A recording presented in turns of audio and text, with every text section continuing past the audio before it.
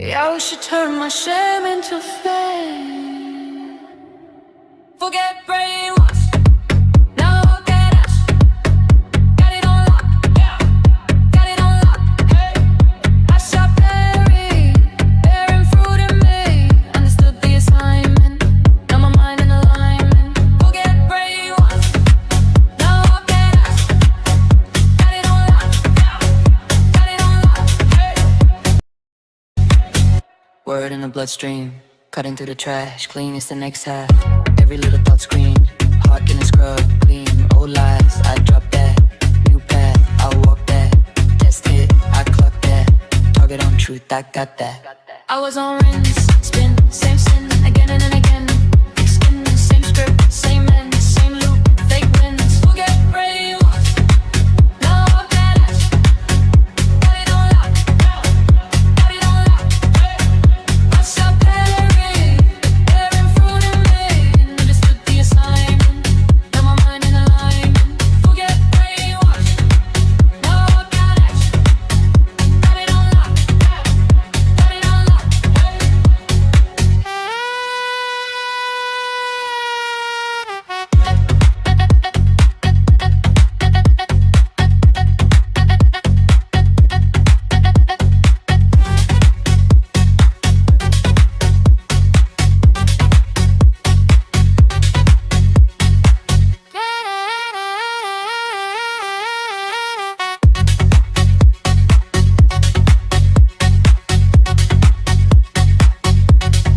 I pray you can see.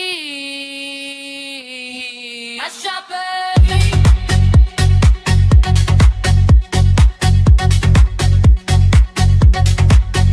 Yahusha, bearing fruit in me.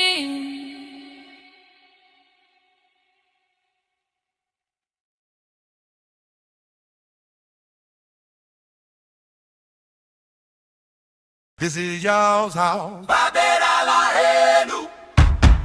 Y'all's house. Your high cow. This is y'all's house. Y'all's house. High cow. His house. My ears.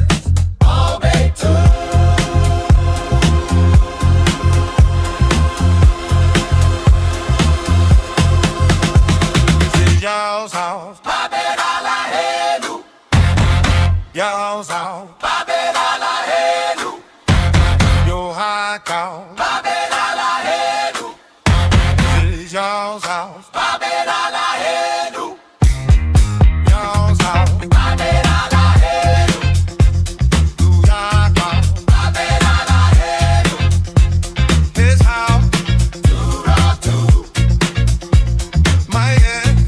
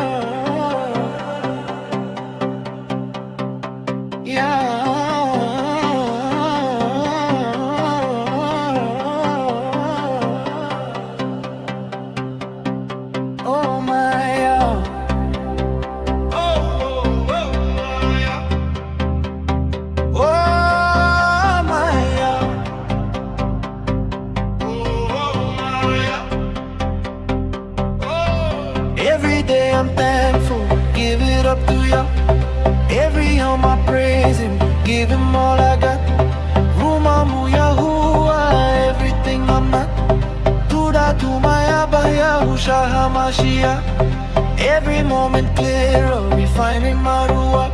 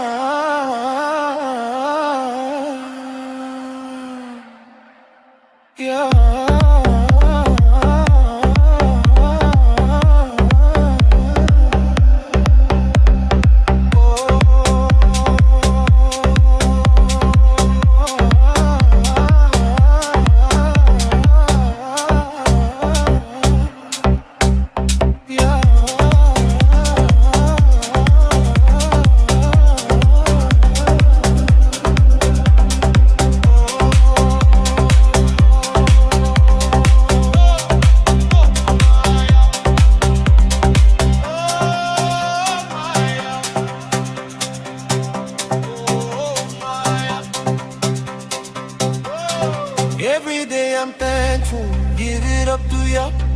Every yom I praise Him, give Him all I got. Rumamu Yahuwah, everything I'm not. Tuda to my Abba Yahusha Ha'Mashyach. Every moment clearer, refining my ruach.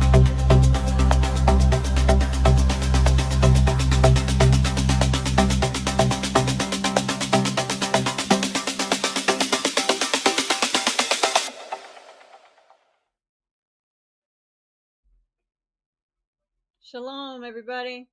Woo. Wasn't sure I was going to make it.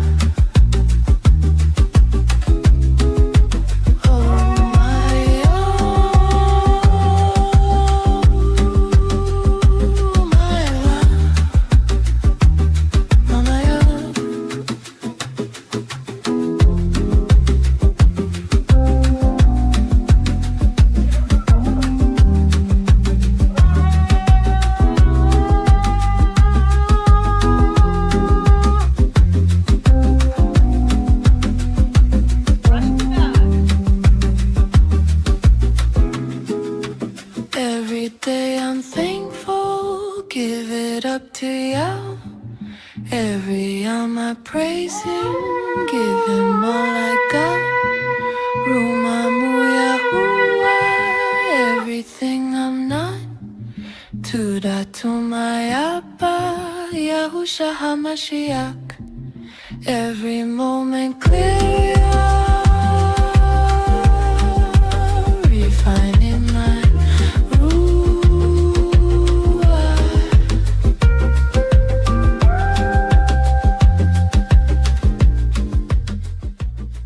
shofar, right? Y'all heard the shofar?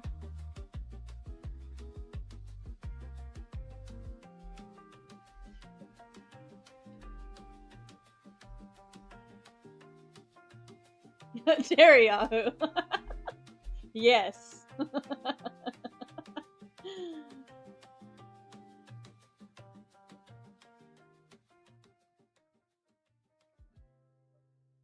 Okay, we're gonna turn that down a bit. Today for y'all being here for my mashpaka. That's gonna be hard for me to get used to as well. Whew. Okay, I'm gonna kind of permanently turn that down. Let me know if it is too loud, and if I need to be louder, you let me know. You let me know. I do need to turn it down for myself so I can hear myself think. Mosh. Yes. Mosh. Louder me? Terry, be specific.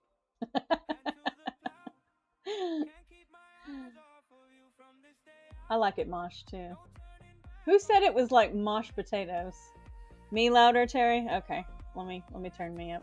I'll turn them down a bit, and maybe I will be louder. I hope. Okay. Now you should probably barely be able to hear the music now. Probably. Louder the music? Oh, okay.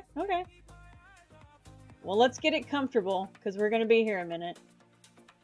Right now I got it on whatever this, right above this -36, whatever that means. I am not an audio person.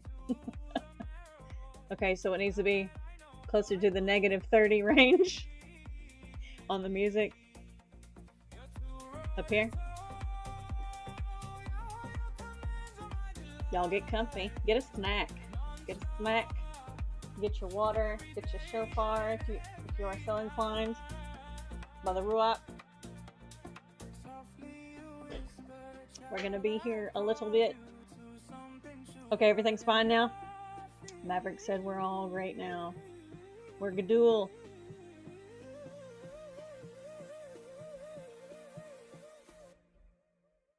Oh, I forgot my my list. Let me go grab my list. Un momento.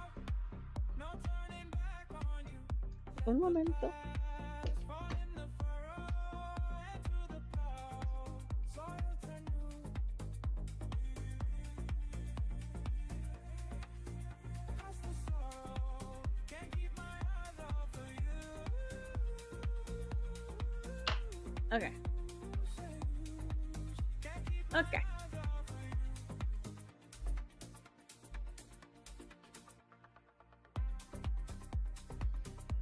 We're gonna do a mix of everything today, maybe. We'll just see. We'll see what we have time for. I'm not trying to be too controlling. You know, when it comes to the Ruach, it's best not to be, in my opinion, in my experience. And it would be my advice as well.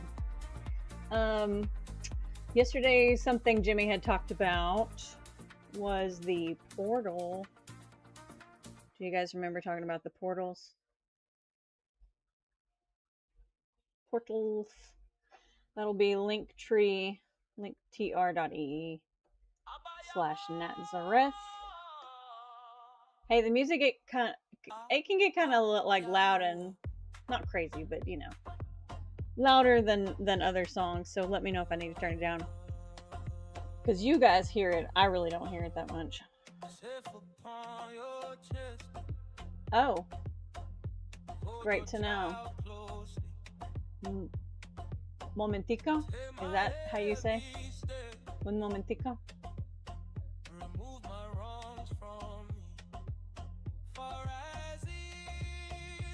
Yes, about portals. Yes, thank you. I like seeing your comments. You keep me on task. Okay. We go to docs over here. I'm a visual person. I need this sorted this way. But right here at the top, 364-day diagram. You can print this out. I believe it's a JPEG. So it's an image file. You could save it to your gallery on your phone or whatever you use. So here is today, the 6th month. We just came into the 6th month. So we just entered the 4th gate.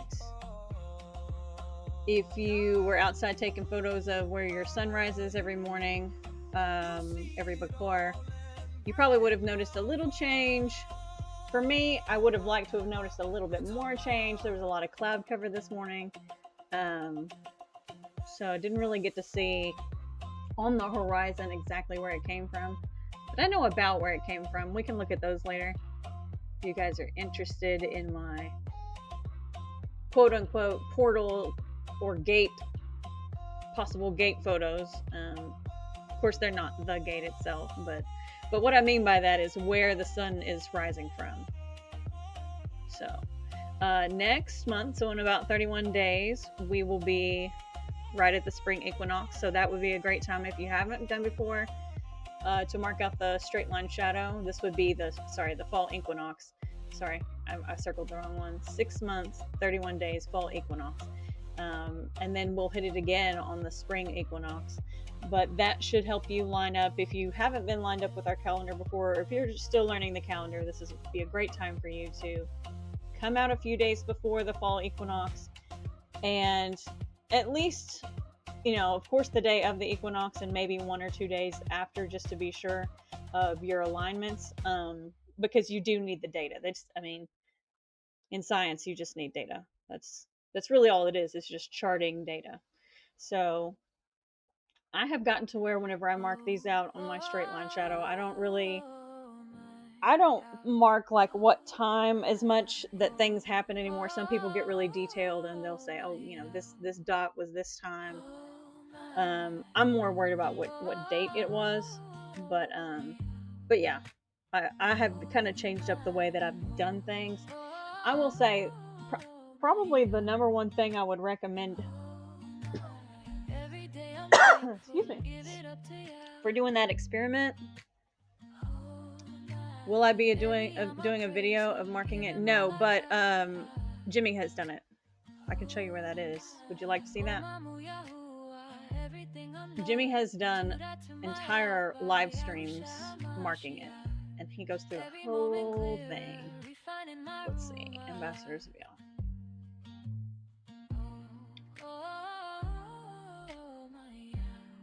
Oops, I can't spell again.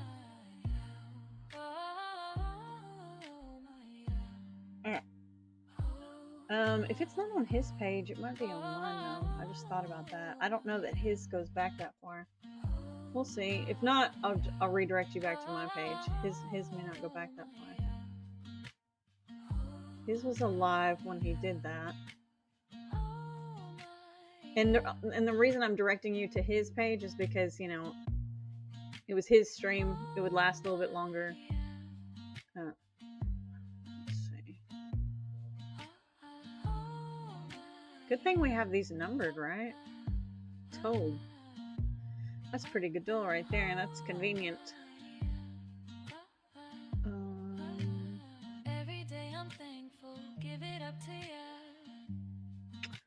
Markings. Afternoon. So that was 1 hour and 21 minutes on that one. Looks like he's doing it there as well. That may have been late. Yeah, that was later that same day.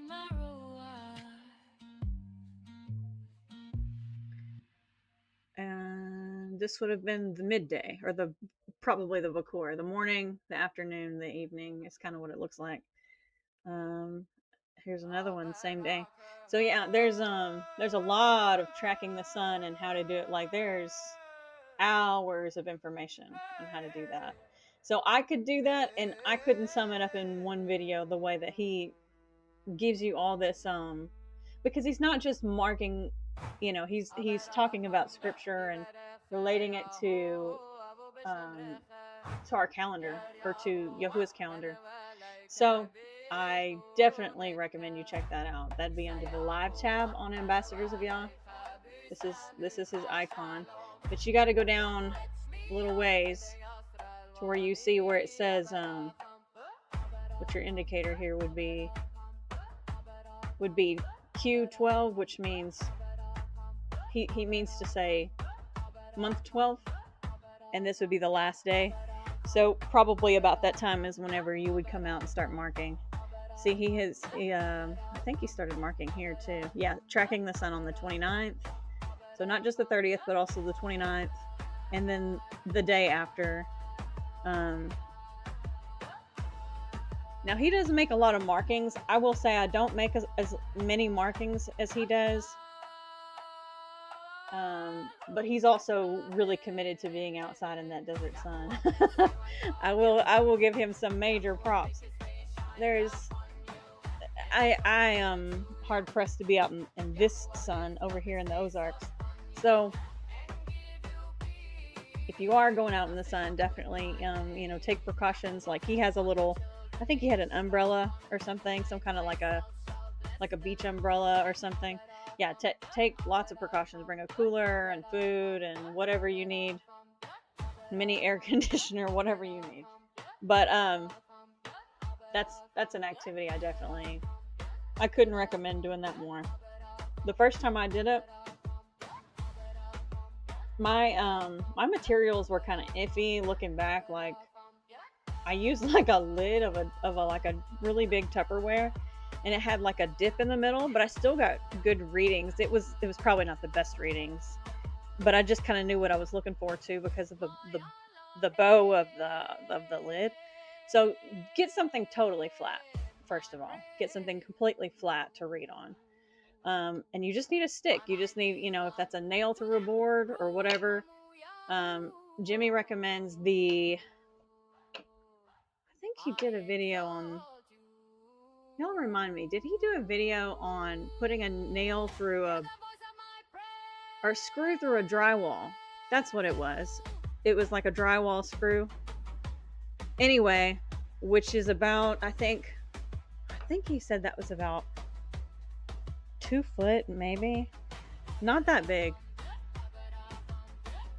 And it's movable, What I do is I'll, wherever I mark it, or like wherever I set it down, I have a piece of pavement that I draw the perimeter with in chalk, so that way if I have to remove it because we're getting rain or something like that, it's usually not a lot of rain by that time, but that it's going to wash it away. But you can do like a permanent marker. I've also done like a really big permanent marker to mark the area in case I do have to move the project. So did Aki Jimmy send me the document? No, he did not. If anybody is in touch with Jimmy, to remind him to do so, that would be great. If you don't mind reminding him. I know he gets bogged down with a lot of stuff, and I try not to get in the way of that. But yeah, if you talk to Jimmy regular, go ahead and let him know. I'll try to send him a text later today. But no, I have not received anything. Let me double check though.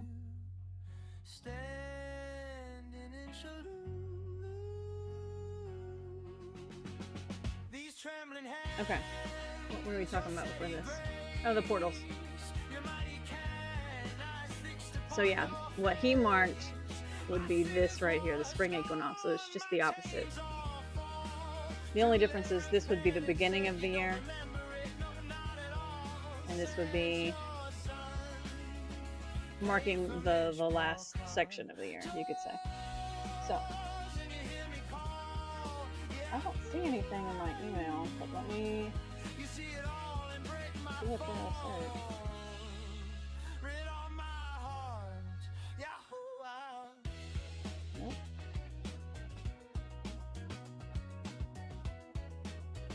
Nope. Jimmy might be in here later. If you see him in the chat, just remind him. I just now thought of that. He might be popping in.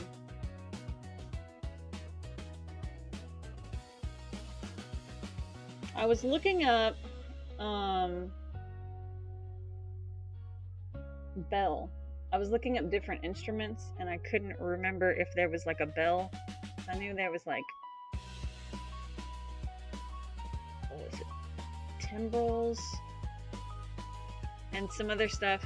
Cymbal, I think, a clanging cymbal, something like that. Anyway, so I know there's a lyre, or some people pronounce lyre, but it's a stringed instrument. And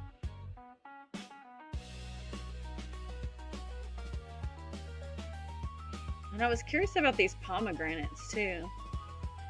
And they made upon the hem of the robe pomegranates of blue and purple. That sounds like a fashion pomegranate. Like,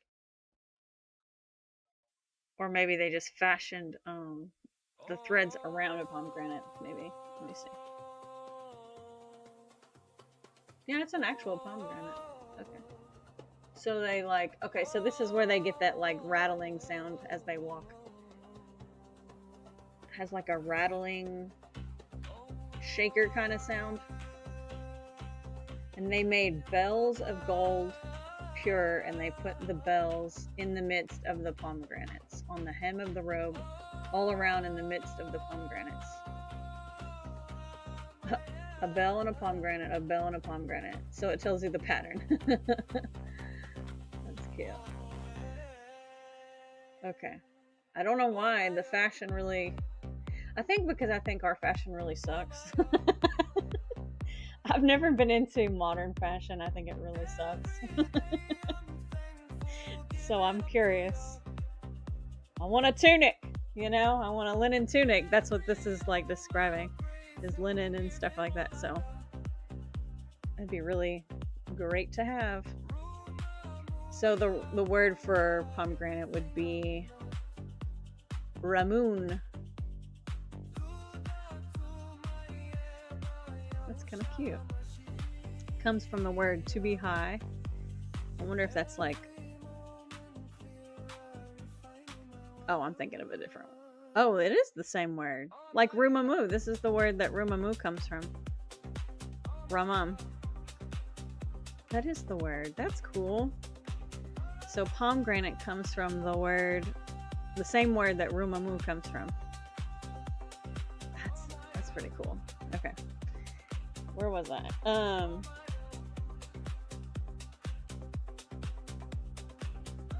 I'm distracted about how cool that was. With a cord. I wonder if that was a belt. I was curious if that's a belt or if that's... Yeah, that's like a belt. Okay. Because if it was a tzitzit, it would have said that.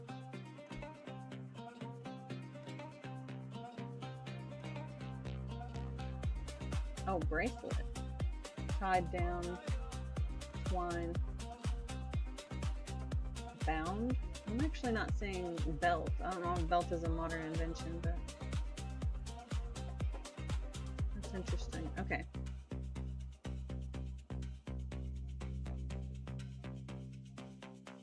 Oh, it was bell I was looking for. This is bell.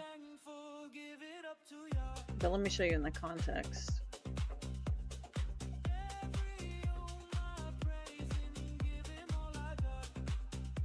Where did it go? 24?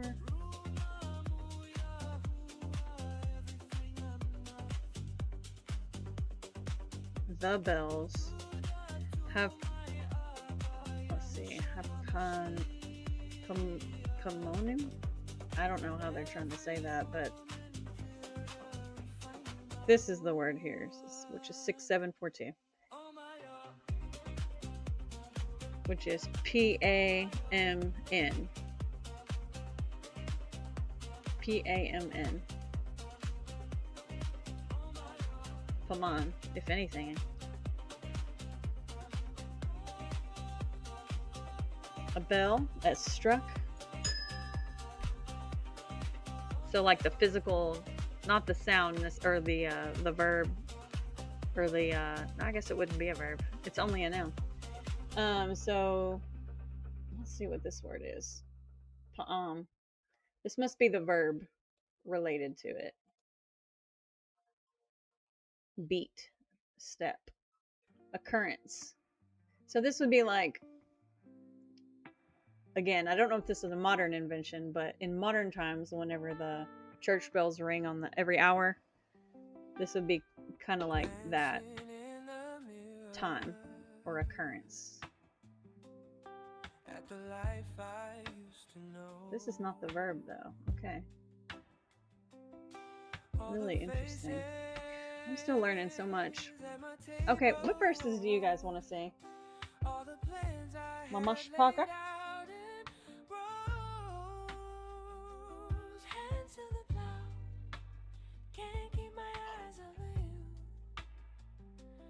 Oh, I wanted to clear up something about Kadash. We were talking about Kadash yesterday. I don't know if I should have done that.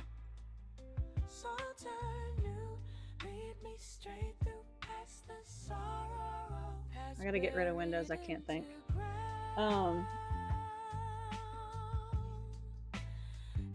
They say it like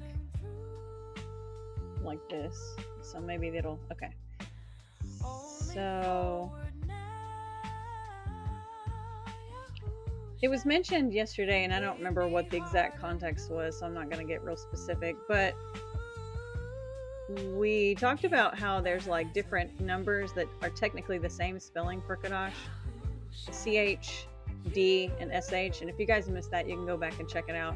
But one thing I wanted to point out, because people were saying in the chat something, you know, stuff like, you know, well, how do you say new month? And technically, if we say Rosh Chodesh, we're saying head of month, right? That's kind of how we're typically used to saying it. Let me see here.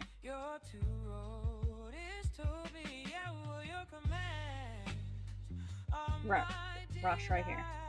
Head. This is what we're saying when we say Rosh Chodesh. And let me tell you why I think that is. This is why I think this is the accepted phraseology for today. Because Kadash can mean new as well as month. So you could say Kadash Kadash and you're saying new month. Does that make sense? Because this is the verb to renew. Same spelling, new. Same spelling, which means month. And forget that new moon part. We've discussed how that's not accurate. But this is a person's name. But even on Kadashah, even that means new. So you can say Kadash Kadash and still be saying new month. Does that make sense? So that's technically not wrong. And it's technically also not wrong to say Rosh Chodesh. But what I will say is, in the text, I kind of wanted to do a blind lookup and show you guys in real time, as I'm also learning, what new moon shows up as in the text. Like, you know, it usually I can't say the word, italicizes moon, but let's just check over here on this right hand side to see if the word new and month are side by side and, you know, in context. I'm curious to know. I'm just going to control find new, which we know that's in there, month. Okay, so this is why they have them numbered differently. So it would, I'm going to say it would be really difficult to find a verse that's going to say Kadash Kadash or even Rosh Kadash. But let me go back here. Let me try different. Oops, we went too far, I think. Okay, so 2320. I don't know if that's the one we were just on. Forgive me if it was. But this one, no, this looks different. Control find. I want to see new. Are you going to give me new? New moon. Okay. Now I want to see this. The new moon. So even whenever they're using it wrongly, they're still saying Ha Chodesh. Ha Chodesh, technically. The is Ha. So they're still saying They're still not saying Chadash Chadash or Rosh Chadash. They're just saying the new month. Does that make sense? So I guess, as far as I know, if you wanted to use it in the same context that the scripture offers it, you would just refer to today as HaChadash. And if that doesn't make sense, let me know in the chat. I'll go over that again. But this is what I'm finding proof for. Does that make sense? There's we can go back and see if there are any other instances. Quite a bit of new. Let's see what 1 Samuel says. Just Chadash.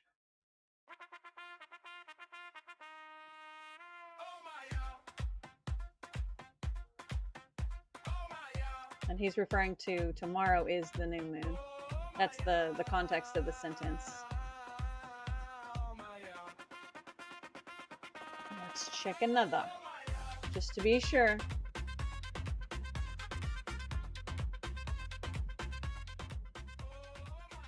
All right. Terry, let me know.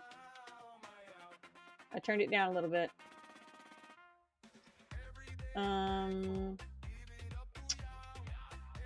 Let's just check this one to be sure.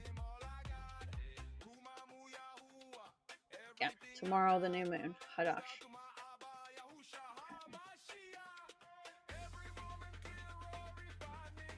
Oh, thank you. I knew you'd be in here.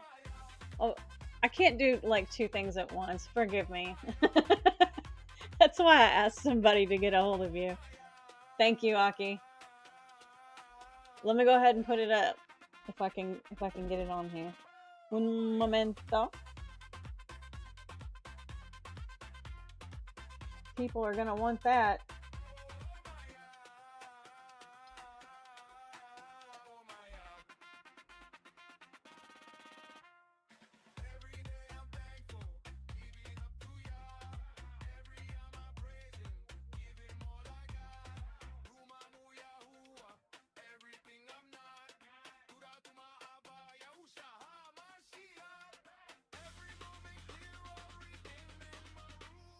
That's a big file, Aki. I just got your text. That's hilarious. Oh, you're looking out for me.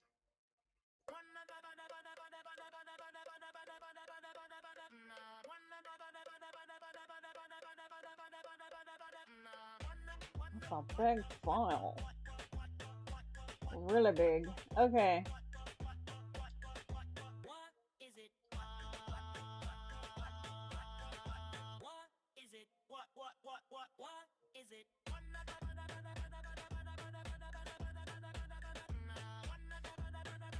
Put on my Wi-Fi so we get going. We get uploading.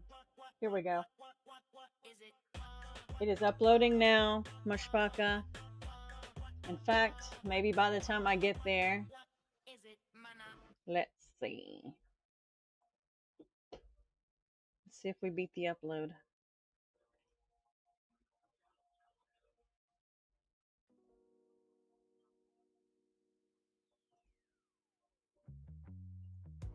Ah, see? There it is. It wasn't that big, I guess. Went up pretty quick. Finding the True Shabbat, the book. Okay, so I would say this definitely is the supplement to what we were talking about earlier with Jimmy's plotting the sun videos. If you weren't here, rewind. We were talking about how to find the equinox, both spring and fall, but in particular we were talking about the spring. So let's see, this has 27 pages. Okay, so this will show you exactly what he went over yesterday, just in tangible form. I like this. This is my favorite diagram. I would pair this with what's that thing called? The anemala, or what is that figure 8 thing that's on the globes? I can't think of what that thing's called. I'm gonna butcher it. Figure 9. Yeah, that's what I mean. Okay. No. Figure, okay. See, I knew I would butcher it. Well, just, if you know what it is, just give it. Don't be stingy. This thing. This thing. When I see that diagram, this is what I'm thinking of. Yeah. Because this would be the bottom. See how this one is like a...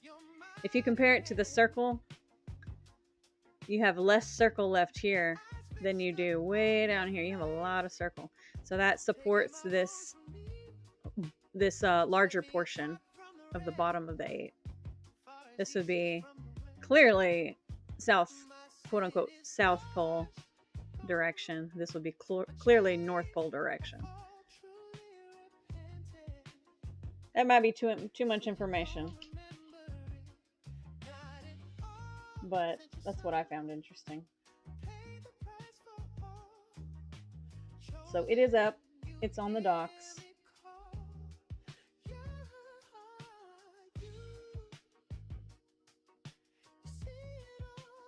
Yes, that's on the docks. Just go here.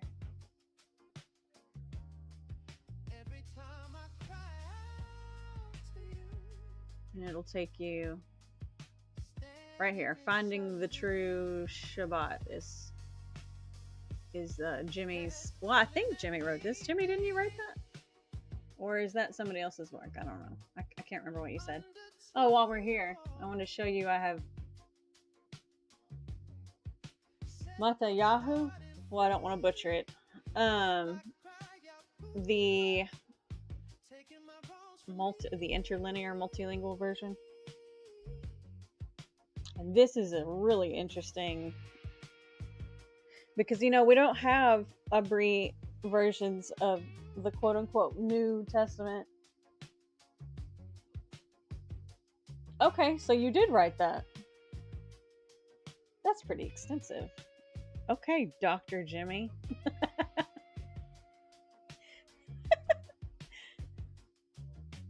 Dr. Jimmy in the house. Upgrade from DJ to doctor. Dr. DJ. This is the Safar. Please don't make me say it again. I don't want to mess it up. 𝕹𝖆𝖙𝖟𝖆. Okay. I'm sure that was pretty close. So you've got your heading. This is the paleo, or the original. Well, I guess that would be pictorial technically.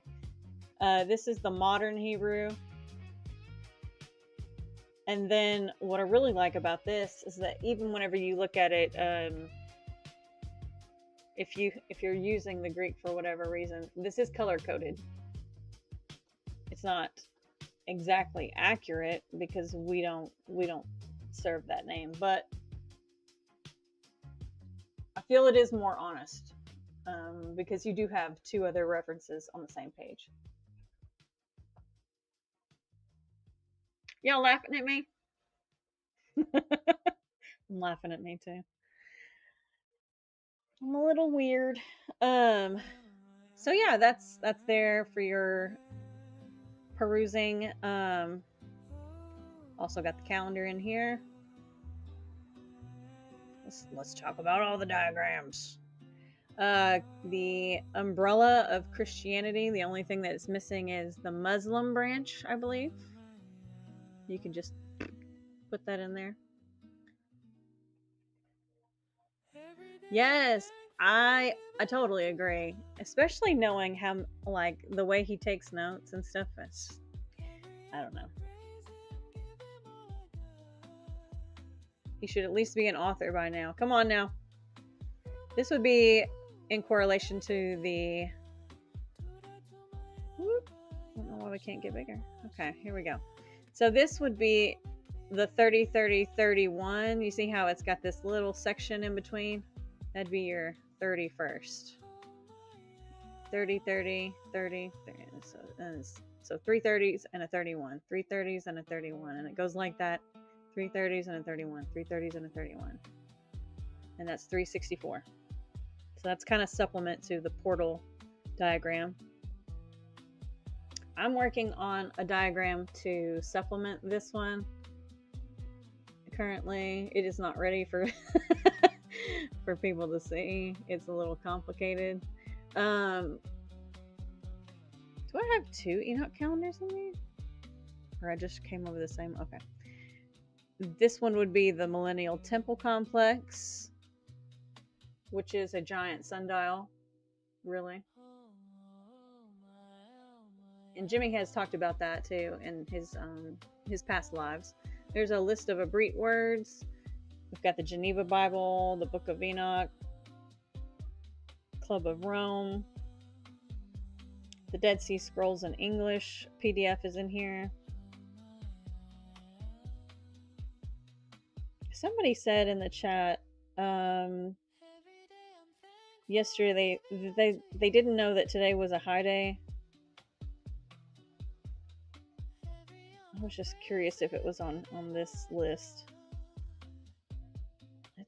I don't see it on this list. Okay. I had recommended him to look at this list, and now I'm looking. I'm like, I don't think it's on here. Okay. So that wouldn't have helped anyway. But calendar does help, that's for sure. Anyway, that is the document section. There's also free music by Jimmy, Alexis, and me, and whoever else decides to contribute to that.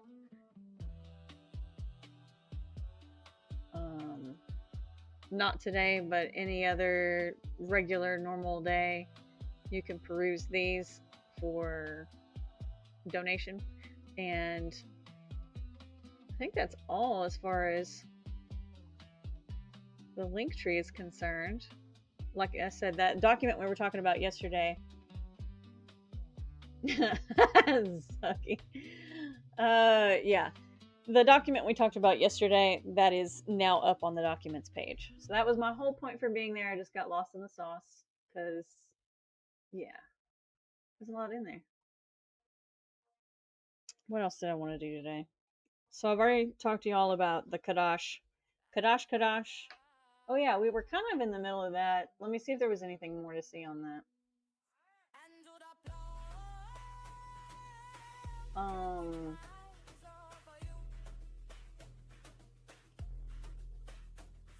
I think we're just going to keep getting Kadash over and over and over and over and over. But let me pick something that's not in the same chapter like this one.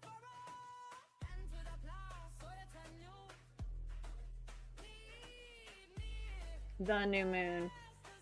Just Kadash. Just that. Okay. Let's see if we can pick one a little bit later out, like this one.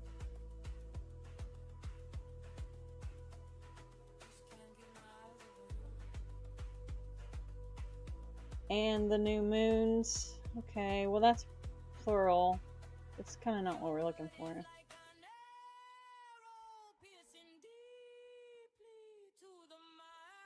Okay.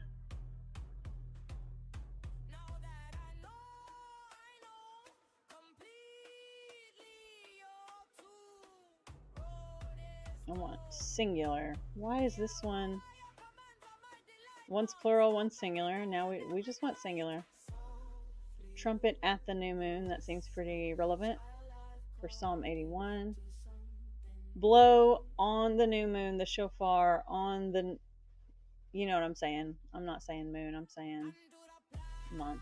So this is interesting because it has it twice.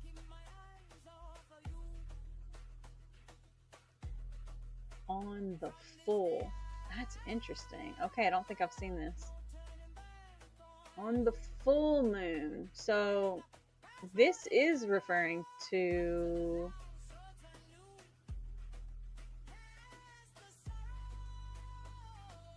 have you seen this word, Jimmy?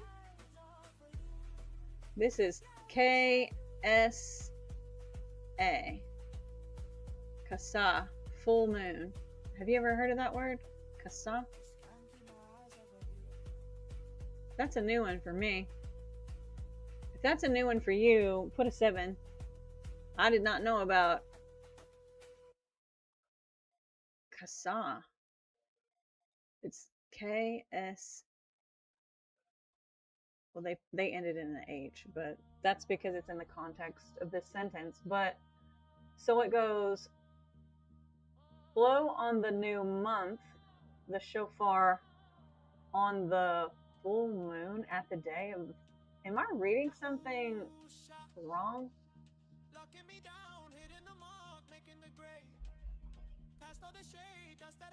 I don't think I've ever come across this word. Totally different reference number. This would be 2320.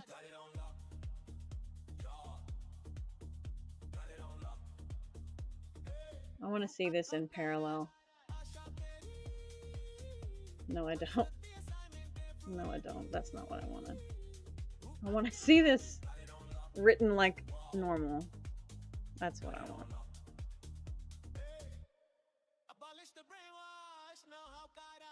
Let's say TS 2009.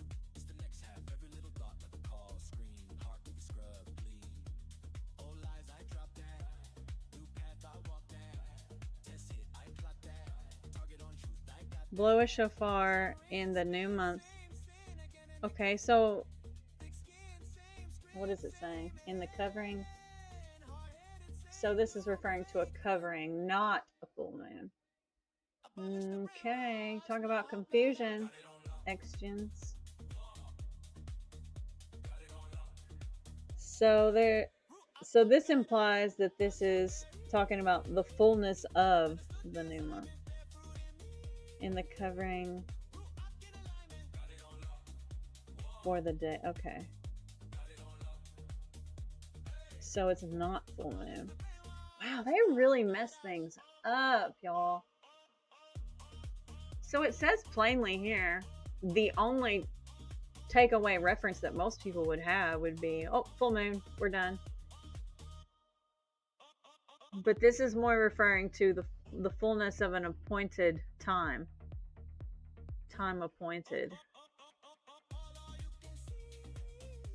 Talk about trickery. This only occurs 2 times. Again in Proverbs. This word only comes up in the Bible, twice.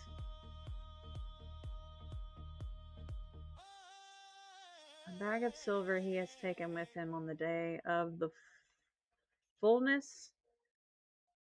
Is that what they're trying to say? Now I need to know the context here.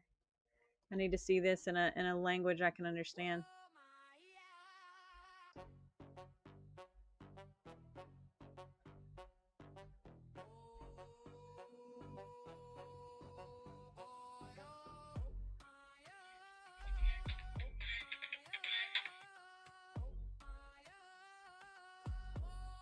What was that, 720?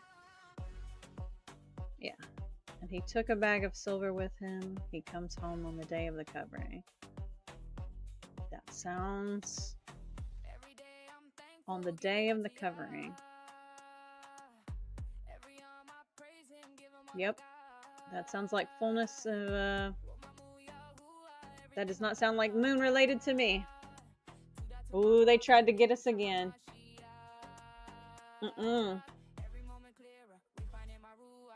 Well, I didn't expect to find that. You never know what you're going to find on a... When you do something the same time as everybody else, you just don't know.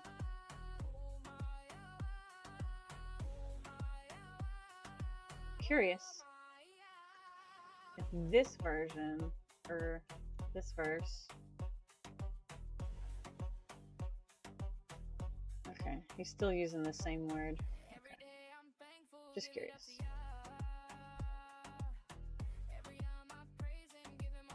I'm not seeing Kadash or Rosh Chadash. I'm only seeing Kadash or Chadash, however you would like to say that.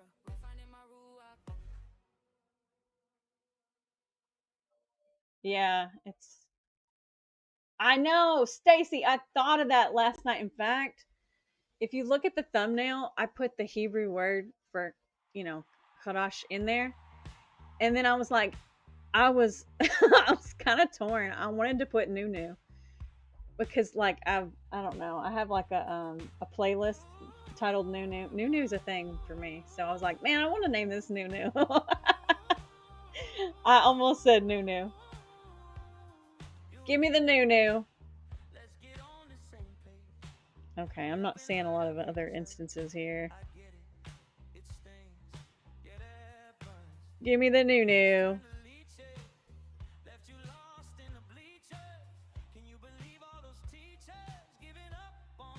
Let's try this one.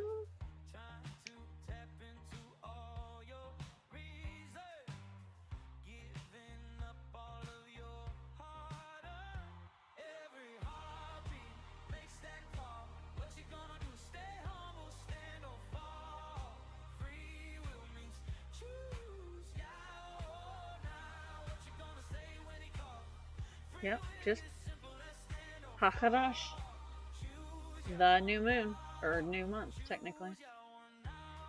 I keep saying the wrong word because I keep reading it. I shouldn't even be looking at it.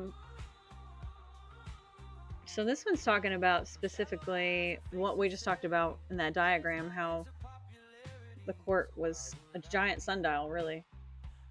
That's what this is talking about.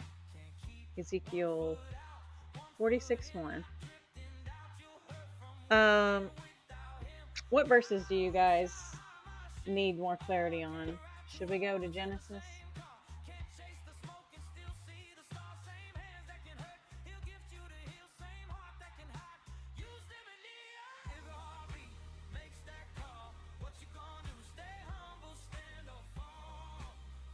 We could look up words that we believe we already know the spelling of and stuff like that. Like, let's see if it'll.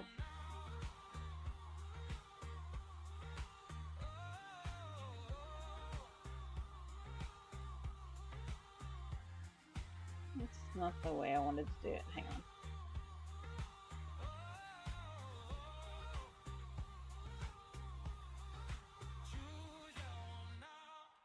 Okay.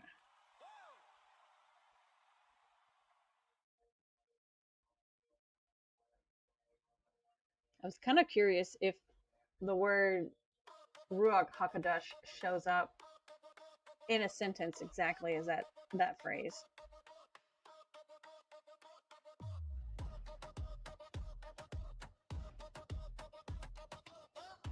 But if you guys have any suggestions, let me know.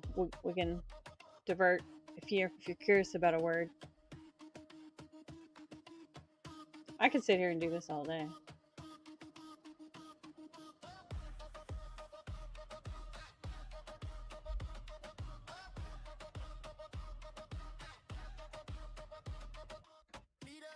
Okay.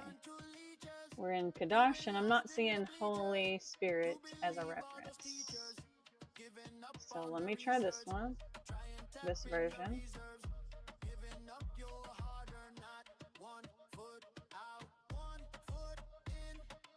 "13 occurrences.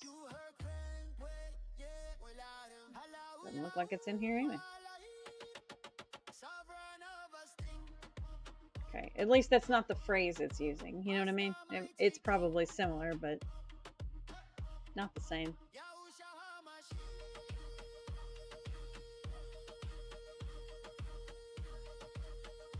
There's two different ruach.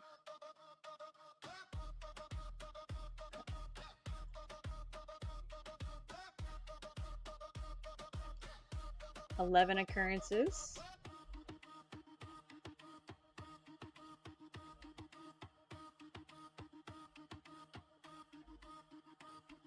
The word holy shows up in relation to it, but not in direct relation.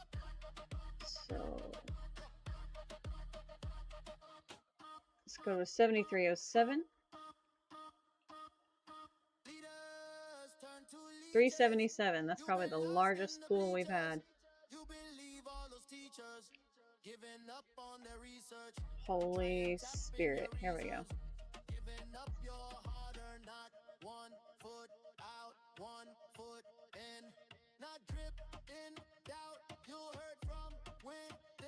I know that Wa or I'm sorry, Wa would be and spirit is ruh. So of your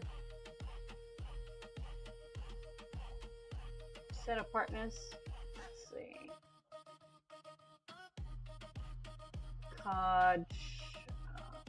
Chadash,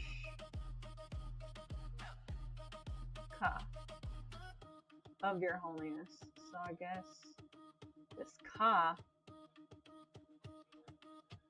must be in relation to this of your holiness, this previous portion to the HOLY.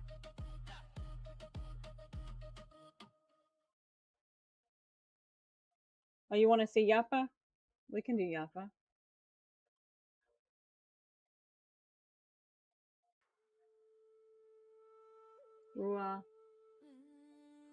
Ruach Kadash.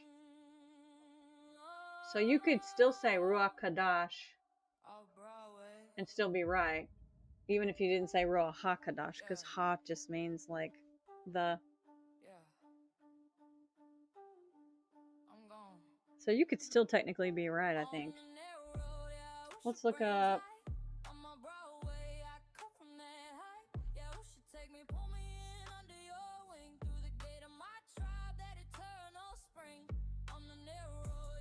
Y'all ready? There's beauty, and there is fair or beautiful. Let's look at both.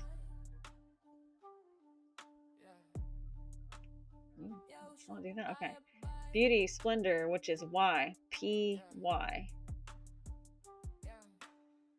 Eepy. I mean, technically, if yappy, it might be yappy, but the Y is usually an E sound. See how it ends in E? Yappy. That's this version, the 3308 version.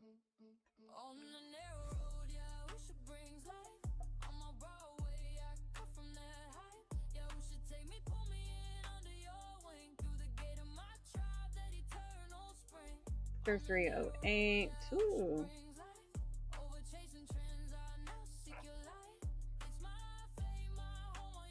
Oops. Yeah. Yappy.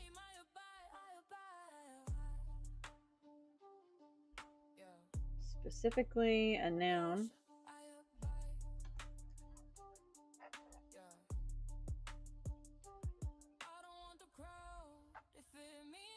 Let's go back and see what this other one is.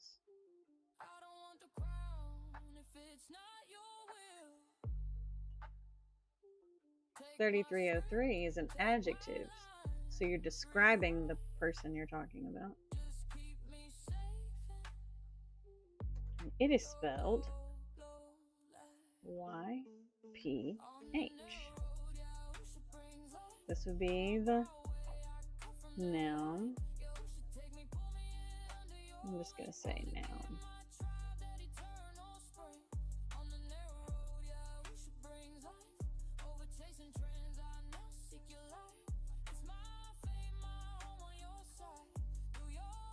This would be an adjective.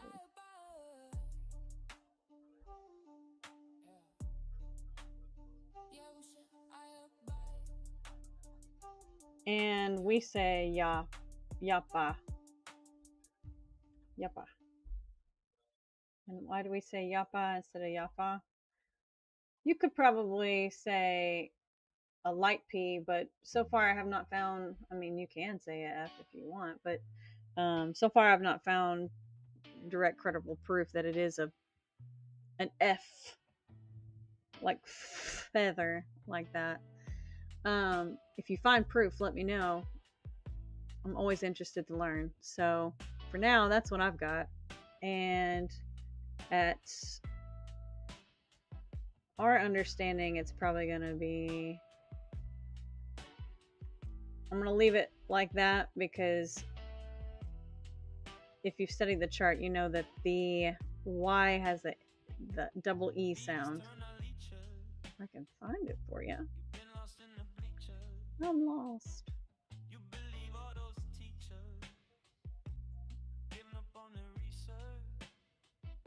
Right here.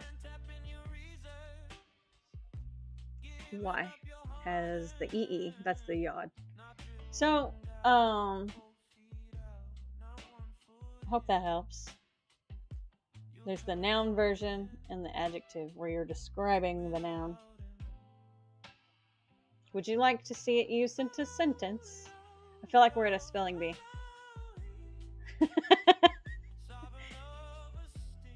Joseph was handsome. That's the form. Talking about Joseph, who's the subject, and he was handsome. That's the adjective. Whereas this Yappy is going to be specifically, her would be the pronoun. So in this case, beauty would be the noun, the center, what am I trying to say? The center of the conversation in the sentence. Your beauty. Yeah. So there is a little bit of difference on how you're using it. So like if you're saying, oh, did you see so-and-so? She was so beautiful. That's this right here.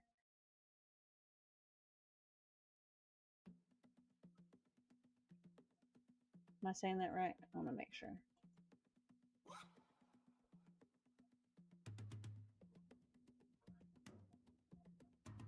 Yeah. Just depends on how you're using it. This one right here. So like you're talking about her or whoever. You're not specifying, but you're talking about her as a pronoun. This could get pretty in depth, y'all. So I think we've finished here on this quote unquote Holy Spirit, the HOLY. Let me just see if we missed any other.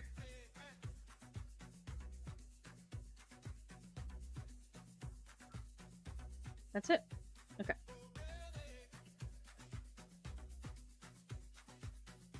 There's two, Gina. It depends on how you're using it. This is what we came up with. 3308 and 3303. Just depends on how you mean it. The example for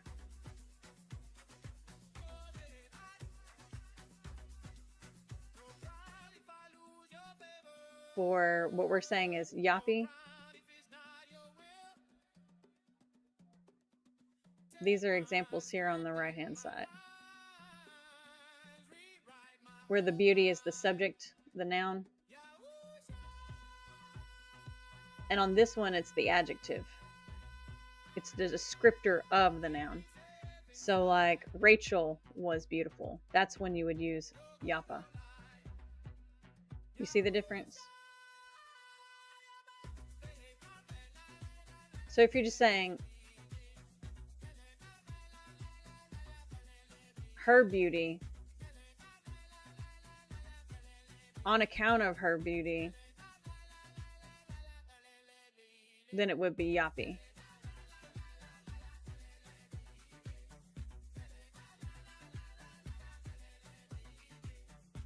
If you're talking about somebody specific, this would be the yappa.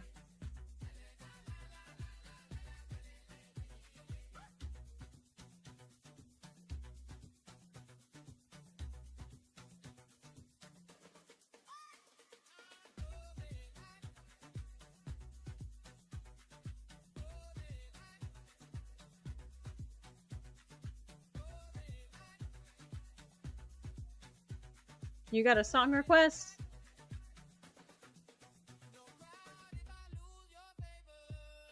There's a few different versions of that.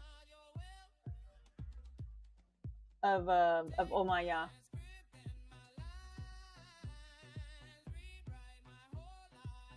There's this one, there's this one.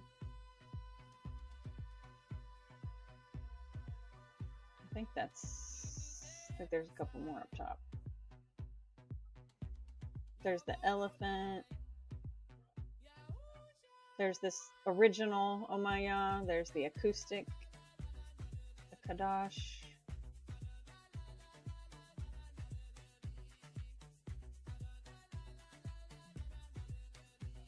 Girl, they all say that.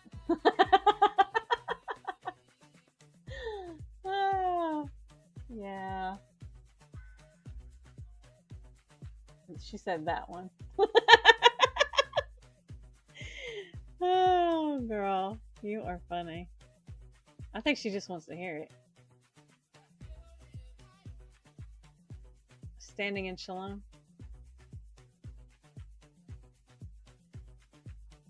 Oh, okay. Now I need to know where I found that.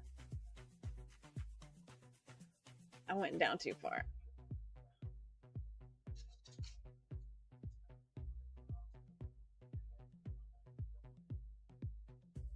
I'm glad you have some good eyes. Okay, see?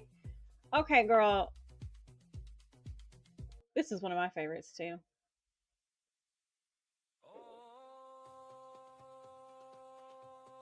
Yes, 105 will be this week.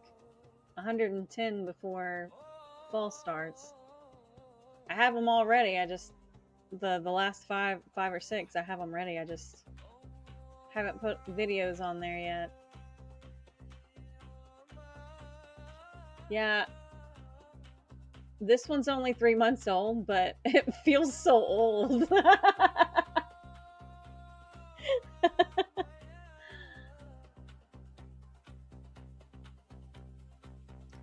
I'll let you enjoy it a little bit. I'll come right back.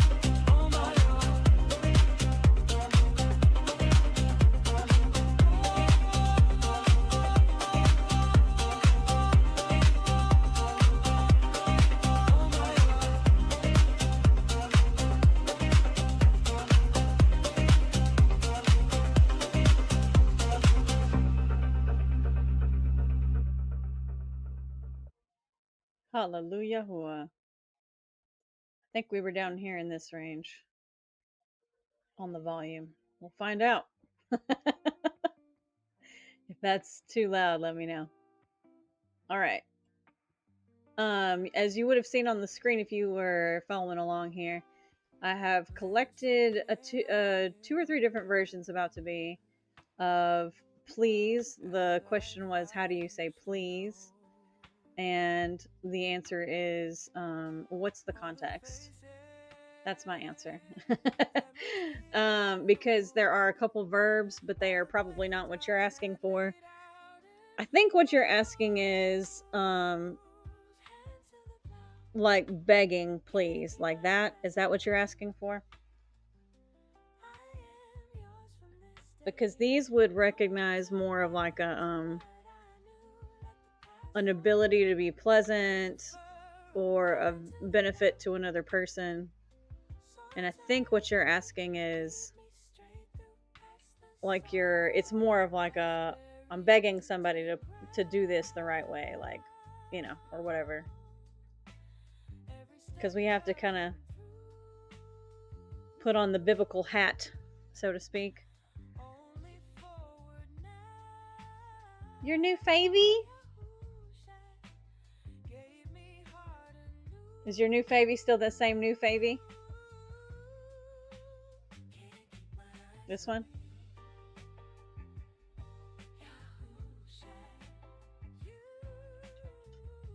Shout out to my mods.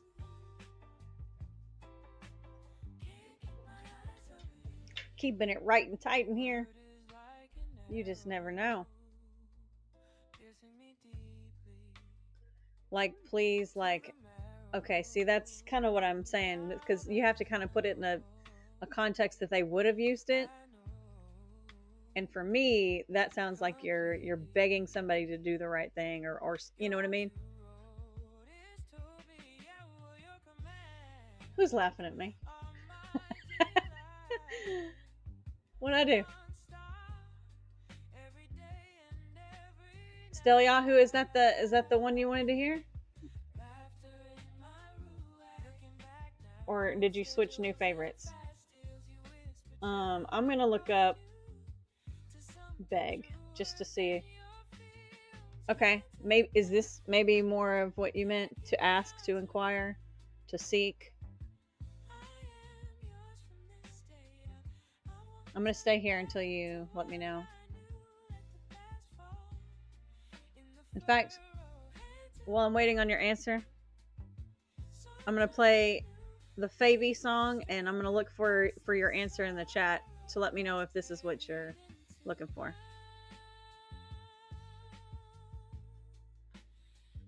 Which one, Stella? 𝕹𝖆𝖙𝖼𝖙 22 or I Stand at the Door?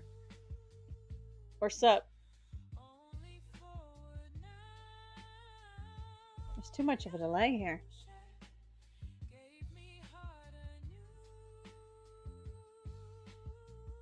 Okay, we'll do sorry. Let me put sorry on the list. Sorry. Okay, when I get back, I have an announcement. Okay? Don't let me forget. When I get right back, I have an announcement. I'm going to play I Stand at the Door. It's one of the newer ones. I think this is what Maya Coat wants to hear. Yeah. Okay. Surah, just give me a couple moments.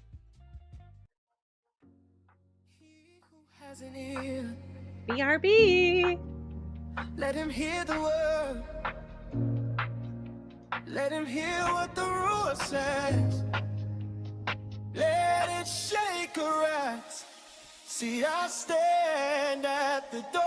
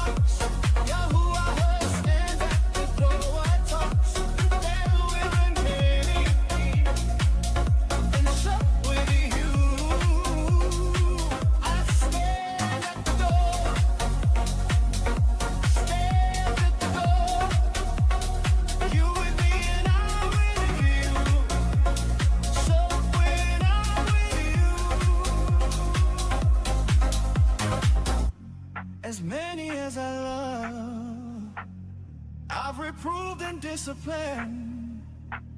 So be ardent and repent. Let your heart be cleansed. See, I stand at the door and knock, and knock. If anyone hears my voice, open up, unlock. Yahusha stands at the door and knocks. Yahuwah stands at the door, Ruah talks. I will come in and sup with you. I stand at the door, stand at the door. You with me and I with you. Sup with me and I with you. Him who overcomes, I give a throne beside. As Yahusha also overcame and sat with our own hearts. See, I stand at the door in love.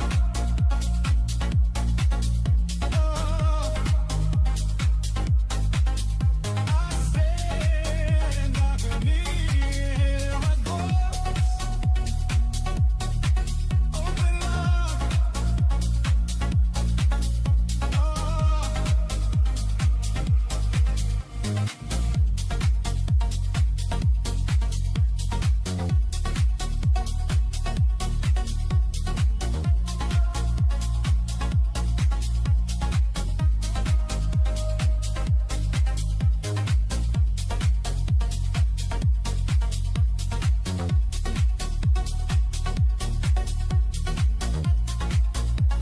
Whew. To the Abba Yahuwah, we have another day to gather together. We won't have a lot of these. We won't have a lot of these. Be thankful that we have each other. That Yahuwah gave us a community. That's just, whew. Enjoy it. Okay.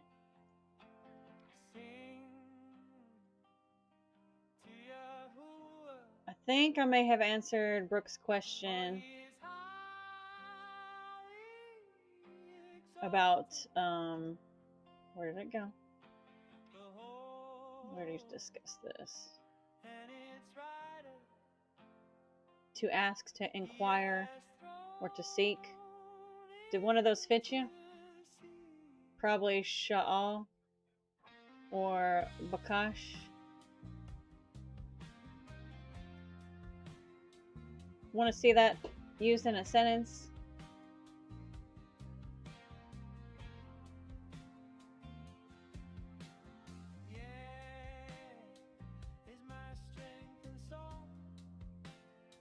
Okay. Just for maybe my curiosity then. This would be in the context of asking somebody. This would be the verb to ask, to inquire. And if you wanted to say that, you would say it like this. Oops, not like that.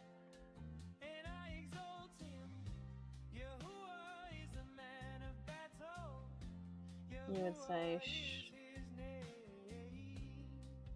you could say shawl, but technically it's probably more like shawl.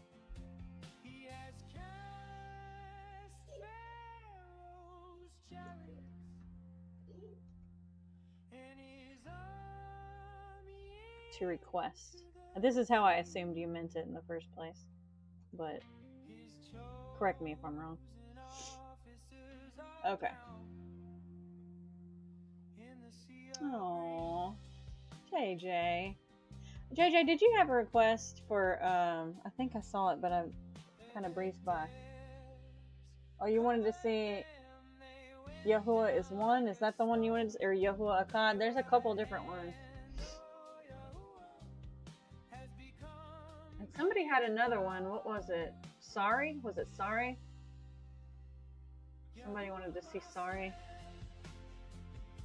Shawl or shawl. Yes, you got it. Sorry.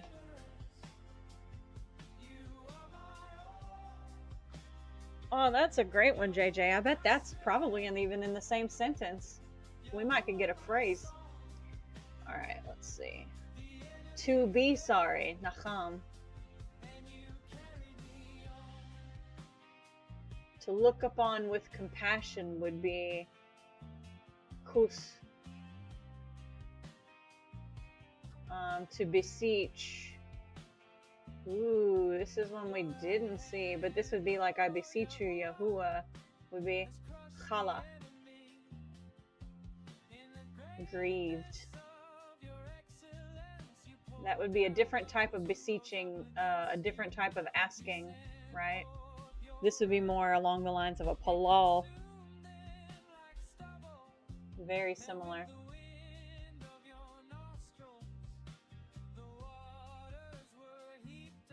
Zuggy asked for sorry. Okay, I knew I saw that. Okay.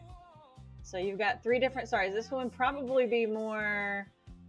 I don't know why I got rid of that. Let me try that again. Yeah, that is the same one. Okay. I'm having double vision. See, this is associated with Yahuwah. This beseech. This grieve, to be grieved. To be sick. Then I will become weak. Okay. I was going to say, I bet this is a... I'm just curious which books this occurs in. Because I'm betting Iyov or Iyov might be one. Yep. Only one time, but I knew it would be in there for sure. When I think of beseeching, I think of Iyov.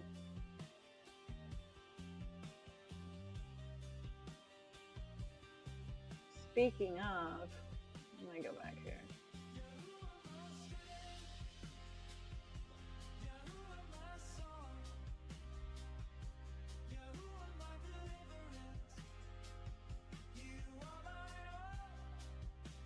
The patriarch who I'm referring to, his name begins with an A. In case you were unaware, whoop.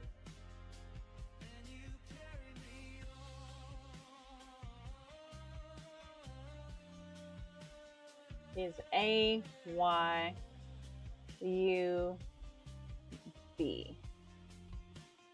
That's how you say what we in Christianity used to say Job. This is the correct pronunciation, or the correct transliteration, rather. Curious to know where this comes from. The origin. Ooh, means hated. Wow. What a powerful name to be hated. Okay. Some of us can relate. Some of us have names that we don't necessarily think are pleasant, but you know what? Are probably not pleasant to the enemy. You know? I'm sure the enemy doesn't find it pleasant that I'm a thorn in their side. This is the word that the patriarch who we called Job, this is the word that makes up his name, put it that way. To be hostile. Do you think Job is a hostile person? Do you think Iyov, I guess is technically how I say that? Because this is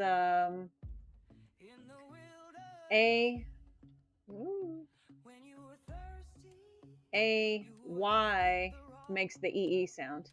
So A-E, ooh, Ayub, something like that. So do you think that he was a hostile person? Do you think he was an enemy? Or was he in opposition? And this is why you will often hear me say that a lot of these words are neutral. It depends on how they're applied in the context. Because to Shaitan, yeah, I'm sure he was considered to be hostile because he was very, very committed to Yahuwah. So yeah, to Shaitan, Gaytan, I like to call him. Yeah, to him, that's an enemy. That's an opposition. That's something that Shaitan, Gaytan really hates. He was very hostile towards who we called Job. Now he was allowed to be, because the point was proven that he couldn't be turned away from Yahuwah, unlike Lucifer. So yeah, he was a hostile. And you know what? We'd probably be considered hostile too, because what people don't understand, they automatically hate. And I kind of want to pin drop that moment, because that's what it is. We are going to be hated. My name means weight, ballast, encumberment. Yeah, and it is those things to the people who aren't in alignment with Yahuwah. Definitely.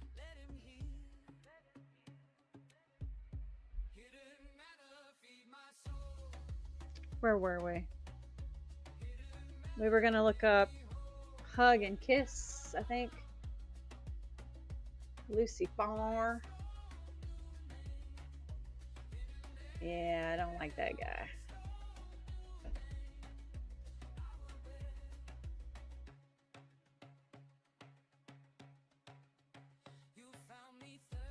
Let me see if we can do two at once.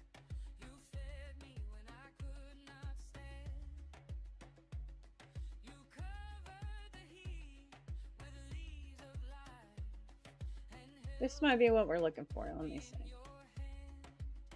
This is the verb to kiss, to touch gently. That sounds like what we're looking for. This would be pronounced NSHQ, Nashak.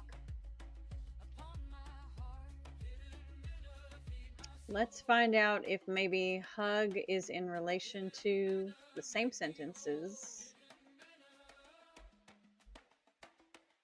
No. Let's try Nagash. To draw near, approach, come near. Oh, to lie with a woman. So this could be fornication. Yep, see, religious worship. I doubt it's going to be in this context, but let me look anyway, just to be sure. I knew it was going to have a lot of instances.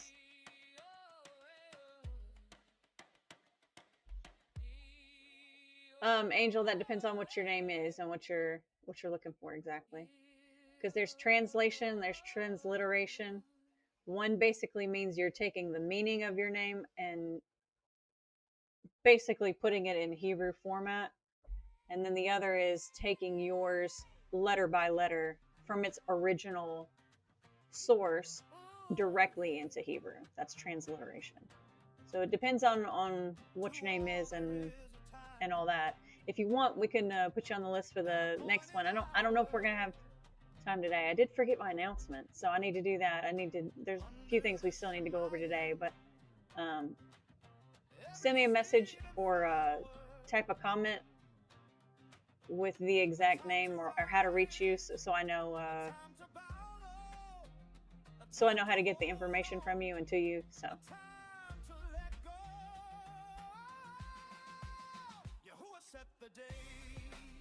That's not quite the hug I was looking for.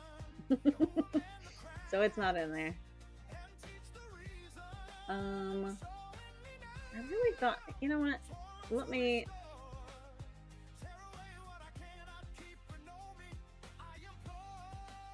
see, I was looking for something else over here.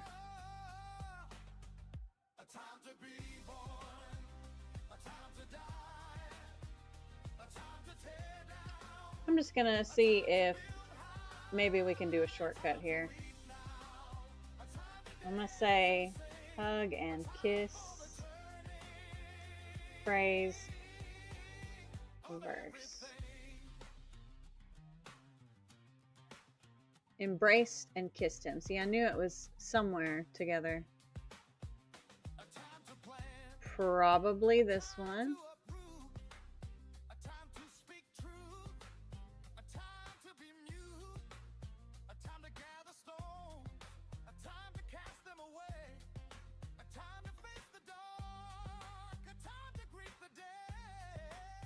Yahuwah set the days. Yahuwah named the hearts.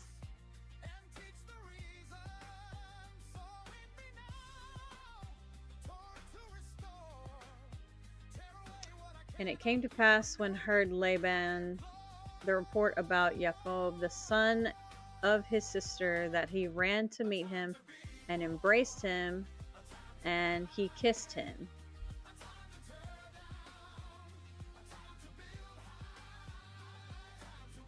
Let me clear some of this other stuff away.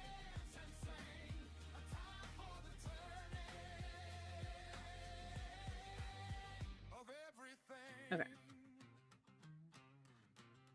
So 2263.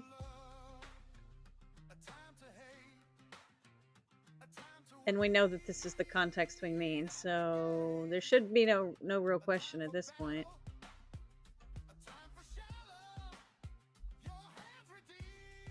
The verb. 2263 is CH, read from right to left. CH, B, bait, and then this is a Q.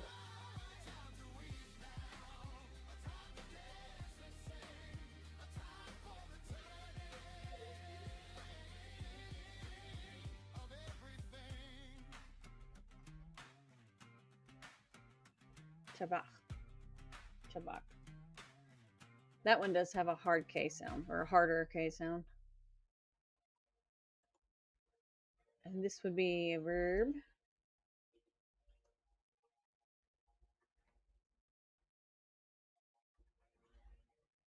Hope I spelled that right. Okay.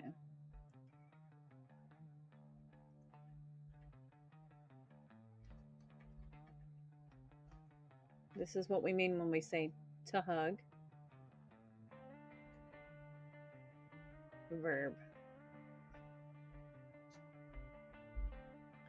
And this one, Nashak. So Chabak and Nashak. Oh, that's cute. That is so cute. It's the little things. I love a good rhyme. If you've heard any of the music I've made, I love a good rhyme. Sometimes you don't even need the music. That's not what I'm trying to do. Nashak and Chabak. Nashak to kiss, Chabak to embrace.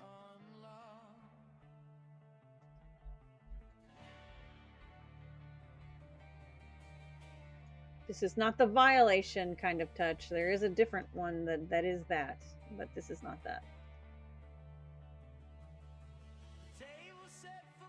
There's one that crosses the boundary of marriage, put it that way.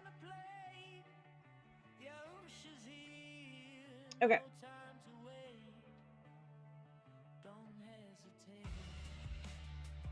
So the only thing we would leave out, so we would say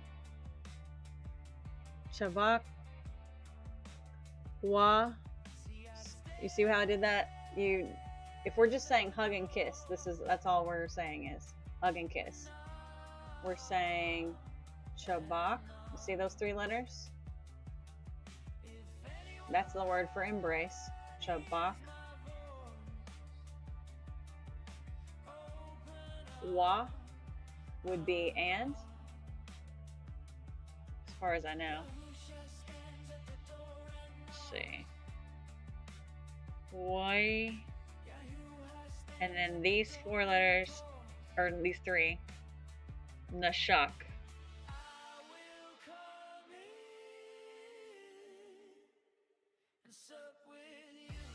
Don't hold me to that because I'm kind of halfway thinking maybe wa has more to do with he than and. So don't hold me to that. But for now, we can definitely say it's chabak. You see it right there. CHBQ. And the shock right here. NSHQ. The shock.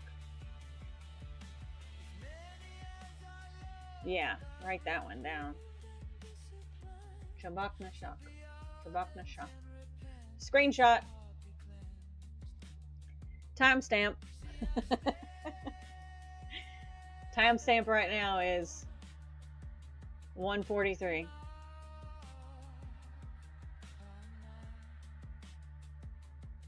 I'm just leaving it here just a little bit longer for you to take in. Announcement. Yes, thank you. Thank you. Oh, so glad y'all are here. My head would not be screwed on straight. Okay. So, if you guys are done taking screenshots and whatnot here, I'll get to the announcement.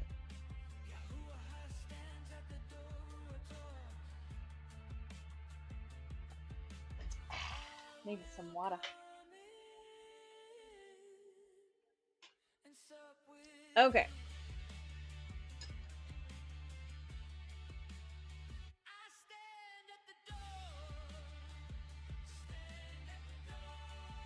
So we leave the...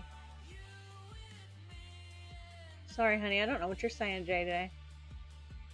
We leave the A out. Oh, you're talking about the and? Well, like I said, I'm not sure. I haven't studied this far to know just yet. Because look here. When I say that I'm leaving this off for now, this wa, or this, technically, it's these 2 letters. This is U and Y. And see, it's here again. And so I believe that this is associated with the word and. But the word him is also thrown in here. So you could say the UY is probably related to him. And here's why I say that. Because you don't often need to put words that are associated. You don't need to put an and. Usually the fact that they're side by side, that means they're already related. They're in the same sentence, even though they're typically related.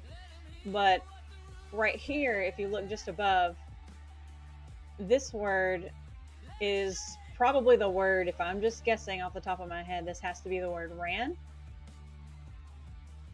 And you see that it also begins the same way, UY. And the way that it's interpreted is he ran, that he ran. Now, what makes this different? Well, there's no that. Or there is a that here, but there's no that down here. There's no that over here. So we know it couldn't be that.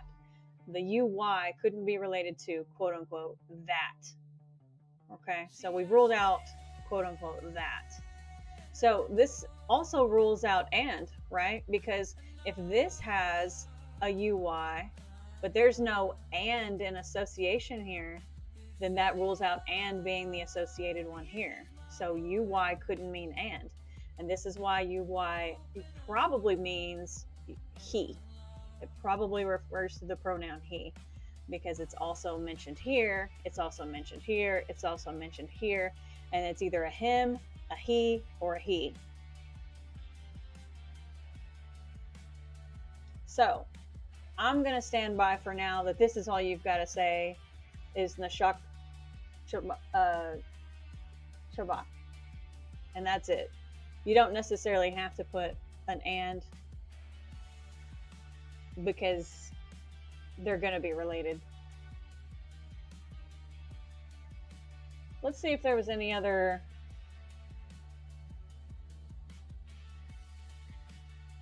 greeting warmly. I don't think this is going to be one, but let me just poke around and see really quick before we get to that announcement. I don't want to lose my place. I don't want to forget and try to go down this rabbit trail again.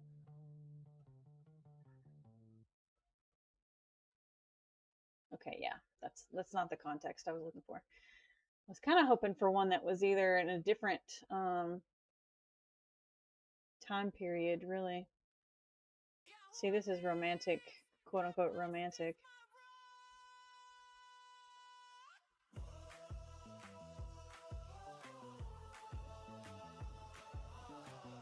That would be the only other one. The Judas betrayal kiss, and I don't, that doesn't look related to me.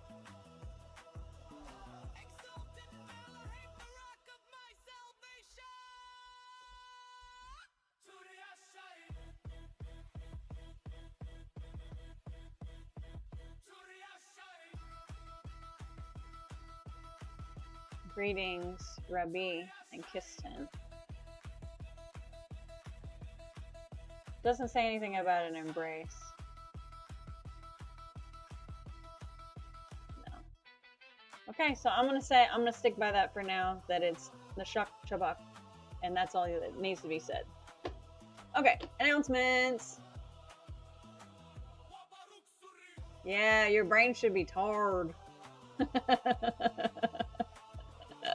Okay, I'm gonna clear these out so we kind of have a fresh place to start when I come back, because I get overwhelmed.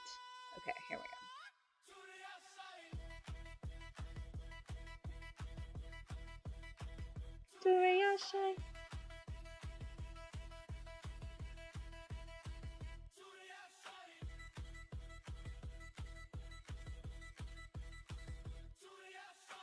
So, you guys know our Akoti, our Akot Stacy. What's your name on here, Stacy? Is it y'all's chosen daughter? I think she's still in here. Yes, this is my workout song.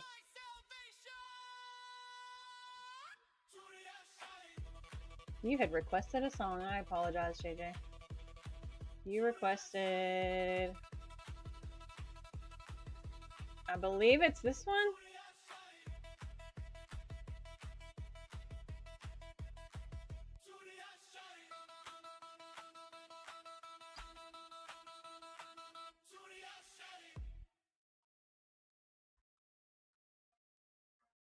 Or maybe not. I could be wrong. There's two different ones.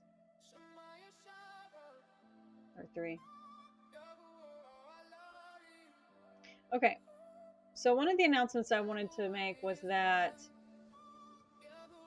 Arakut Stacy had sent me a message, and I wanted to make sure it was okay to share with you all first.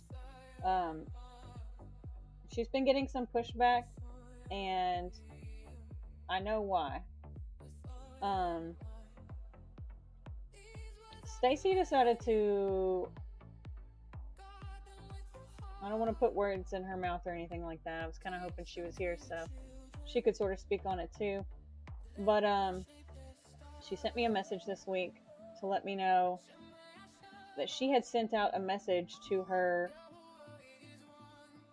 alumni family. I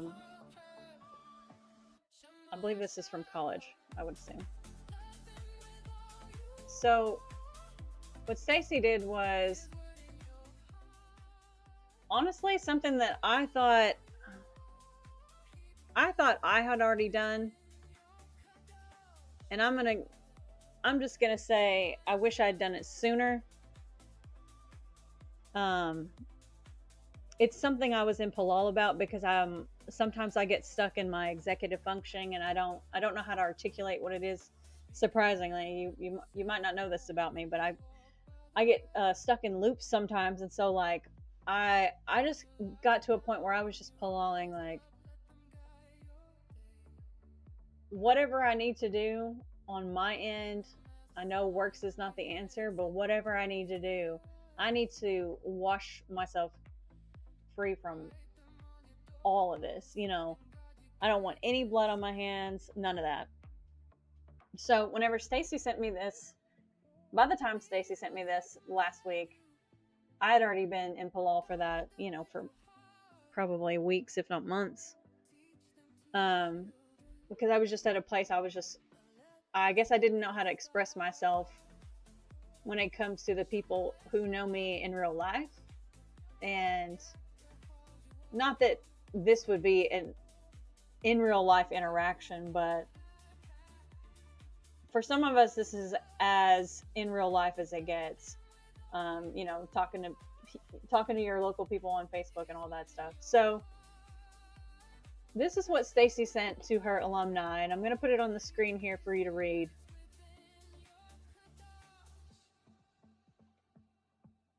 This is some of the most bold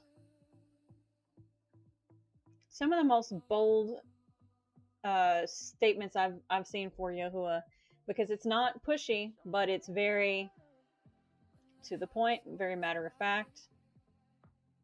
And I told her, you know, this is exactly what I feel like I've been in Palal for. And so thank you for sharing that with me. I definitely would encourage, you know, if you're in a stuck place where you don't know exactly how to convey things to your family or friends, you know, people you used to hang out with, you know, it doesn't have to be this word for word, but this is very powerful. Now, I don't know how many different people she sent this out to, but like I said, she is already getting pushback. So I definitely wanted to let her know, you know, the moment she sent it to me, I let her know that you will definitely get pushback. Don't be troubled by that. In fact, I would actually take that as a statement that you're doing the right thing. That you're, you know, I think it couldn't be more proven, especially with some of these responses. Stacy, would you mind if I read that response that you got earlier today? If you don't mind, let me know.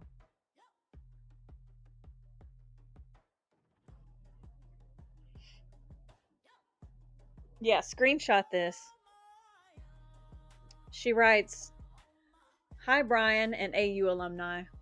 I'm assuming this is a university, obviously, but I'm, you know, I wasn't there.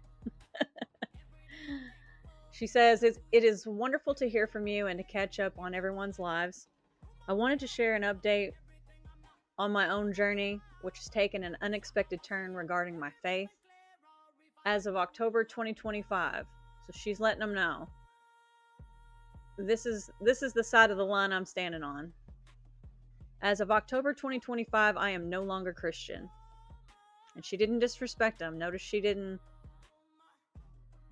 come at them, you know, misspelling it. No, hey, by the way, did you know that this guy is a, you know,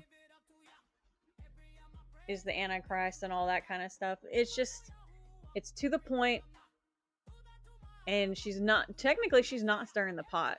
I mean, if you're being real, she's not stirring the pot at all. She is stating her boundaries. And I think this is something we could all just take into account. You know, have you made that kind of a statement? It doesn't have to be this statement specifically, but I think it should call to attention what the, you know, your real life situation is like, because we all have each other, and we're kind of in an echo chamber, so to speak, you know, to a degree, but not in such a harmful way that we block each other out, of course, but we do get used to joining up with one another, and you know, in whatever aspect that may be. And so it is still important that we're able to state our boundaries to the world. So she goes on and says, while studying for a business and IT test at this looks like SUNY New York, I felt led to pause and listen. This led me to the Ambassadors of Yah on YouTube. Through studying with this assembly for nearly a year, I have come to learn about the true names, Yahuwah and Yahusha Ha'Mashyach, the law, which is the 10 Commandments, and the importance of truly keeping the Sabbath set apart, according to the Enoch calendar. I have been deeply studying the Book of Enoch, Jubilees, and the Dead Sea Scrolls, including the Scriptures 2009. I believe we have been deceived and need to come out of her as referenced in Revelation. Let me get the part 2.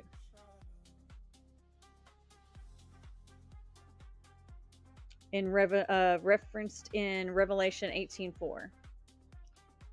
May Yahuwah reveal his truth to all of you as well. For those interested, I am sharing a few studies that have been impactful for me, and she goes on to list a few. She didn't overwhelm anybody.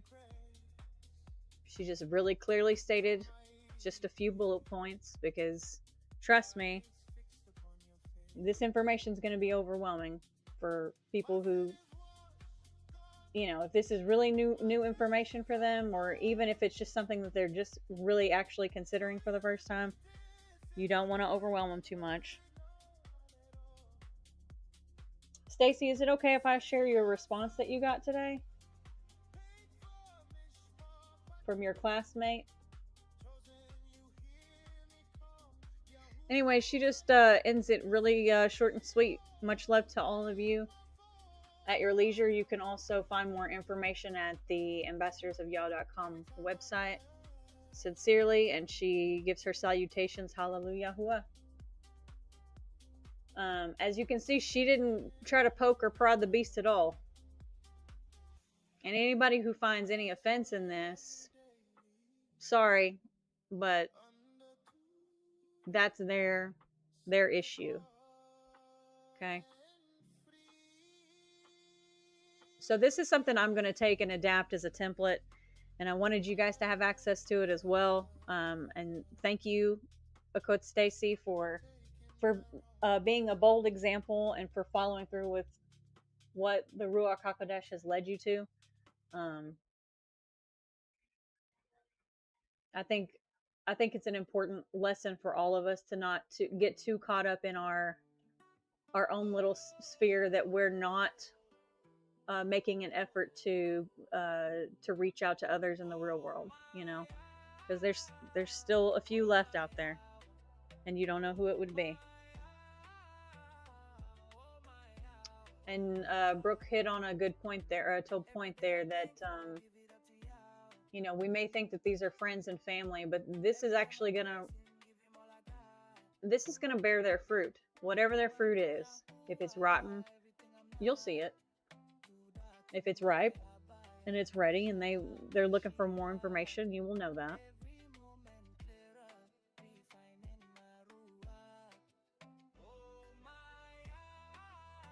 So I didn't get the okay just yet from Stacy, but I'm just going to kind of give you an example of what to expect. I'm not going to go through word for word, but an example of what you might get from some kind of announcement like this, whether that be on your Facebook page. If you do have an email chain of friends, high school or otherwise, whatever. So get ready to expect the whole range, including but not limited to, let's see here.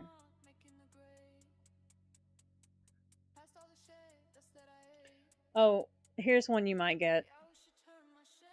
Oh, thank you for sharing your journey. I respect you. And for me, it's JC. You might get that. With a salutation that ends up something like, I pray that God continues to guide you. As if we serve the same one, but okay. So you just negated what I said. Got it. Okay. So that's one example of something you might get.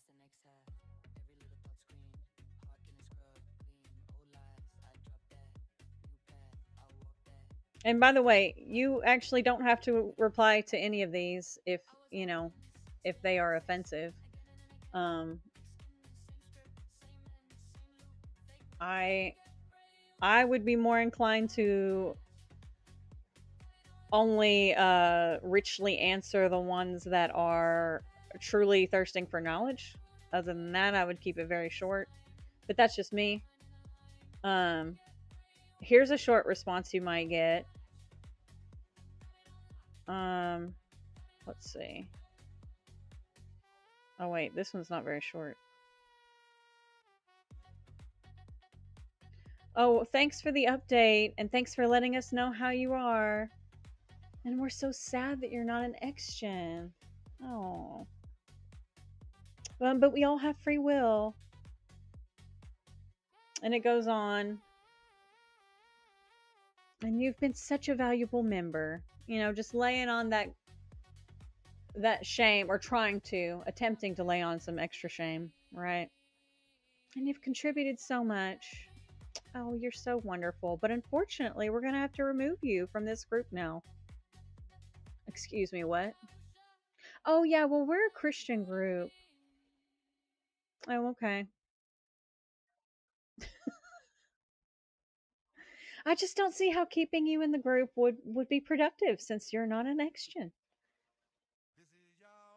And if you ever have a change of heart and recommit your life to YESHUA, so purposefully throwing it in your face, as understood by Christians, oh, we'd be so obliged to include you in the next gathering as long as you just change that A to an E. I'm just saying.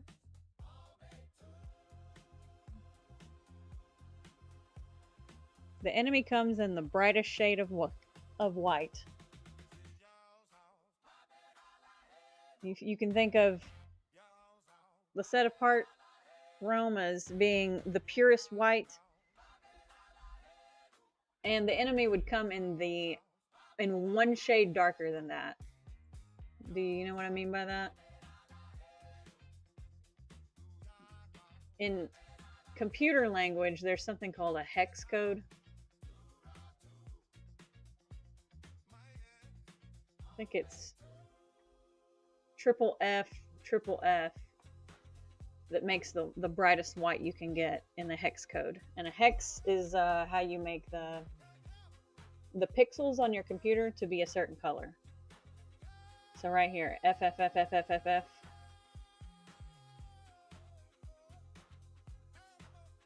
Versus F8, F8, F8. Or what is it? F8, F8, FF.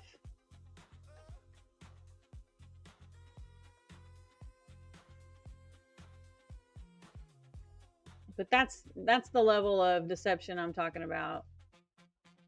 Look at this. I'm not a bot.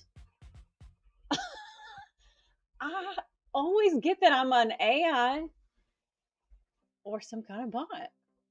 Okay. So take this background. You can see this background here is going to be the quadruple or triple F. Okay. And something like this would be how the enemy shows up. FC. So just 99% lightness. You see that? Do you see where it says 99% lightness? And that's how the enemy comes. And if you didn't know the difference, if you didn't know how much brighter it could be, how would you know? Just by looking at this. Would you know that this first square is different from this? If you just saw it out in the open by itself? If you just saw it on your wall, would you know that that's FC versus FFF? Would you know that?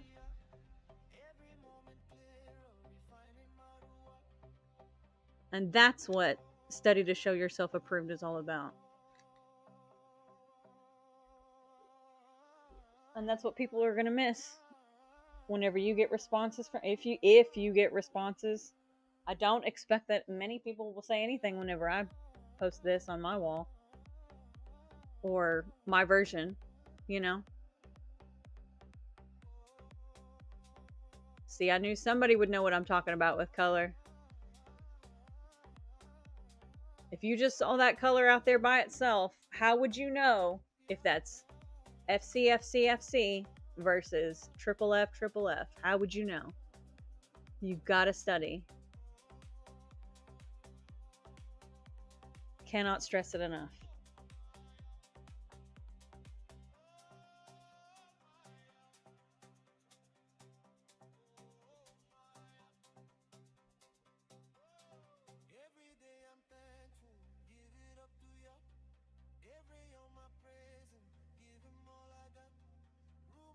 Wanted to see if there was any difference in my photos I took.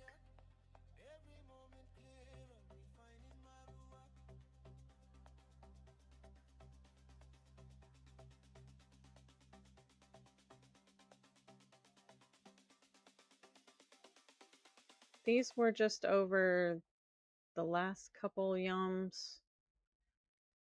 Oh, that's too big. I'm not that blind. Okay. So this is yesterday, and this would be today.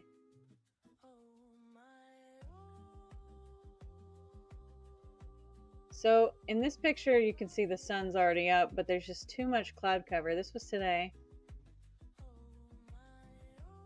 If you can tell where the sun is exactly in these photos, you got to tell me, because for me, there was just too much cloud cover to know for sure. I may have to go back out tomorrow. I mean, the portal's going to be the same tomorrow, but I might get a better shot tomorrow. You can kind of starting to see it sort of peeking out up here, so you know it's off to the side a bit. I tried to zoom in. I was like, well, is that it? Oh, that's a video. Okay.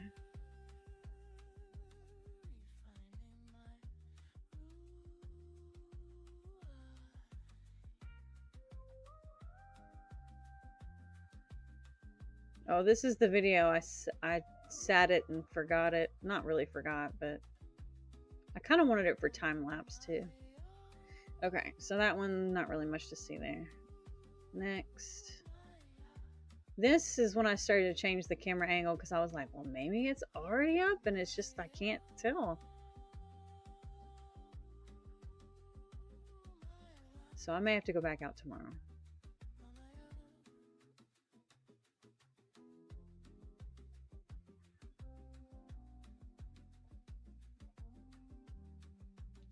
There was some sun rays coming through here, so I thought, well, that's a crepuscular ray, so the sun has to be up here because it's shining down this way. So I knew it had to be somewhere within this vicinity just because of the way the sun ray was falling. Doesn't that look neat?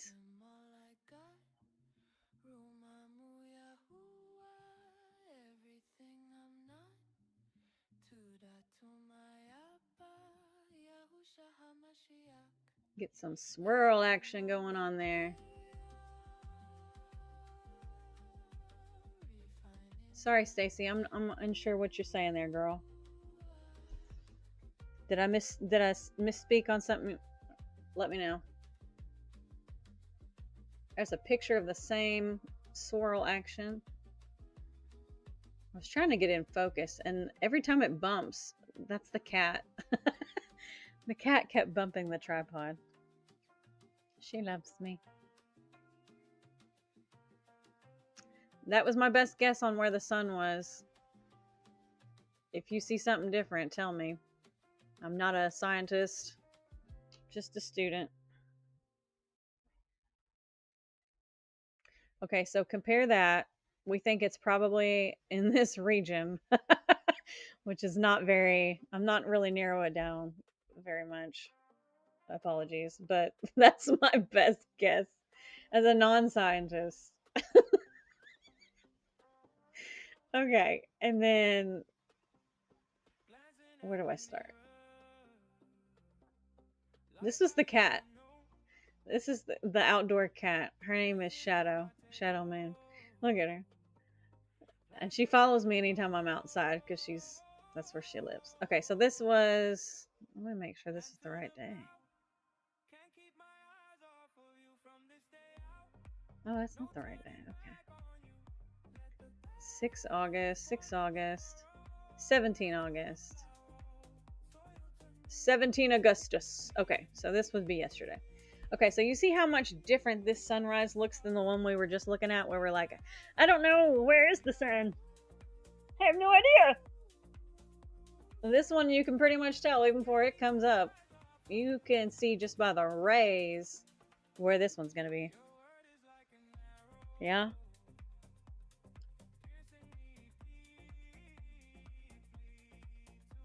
Brooke, we went over that with the diagram. I can show you that again later if you want to hang tight. We'll get back to that. We can go back over the portal stuff, but that portal diagram is on the documents folder on the Linktree/Nazareth. Just go to documents and it's right in there. And today would be portal 4. Next month will be, oh, don't test me. I want to say portal. I don't know if I want to say portal 3 for month 7. Anyway, it's got it all laid out there. I don't want to give you wrong information. So this was yesterday. This would be portal 5. In fact, let me just go ahead and bring that up while I'm thinking of it. Let's just do it.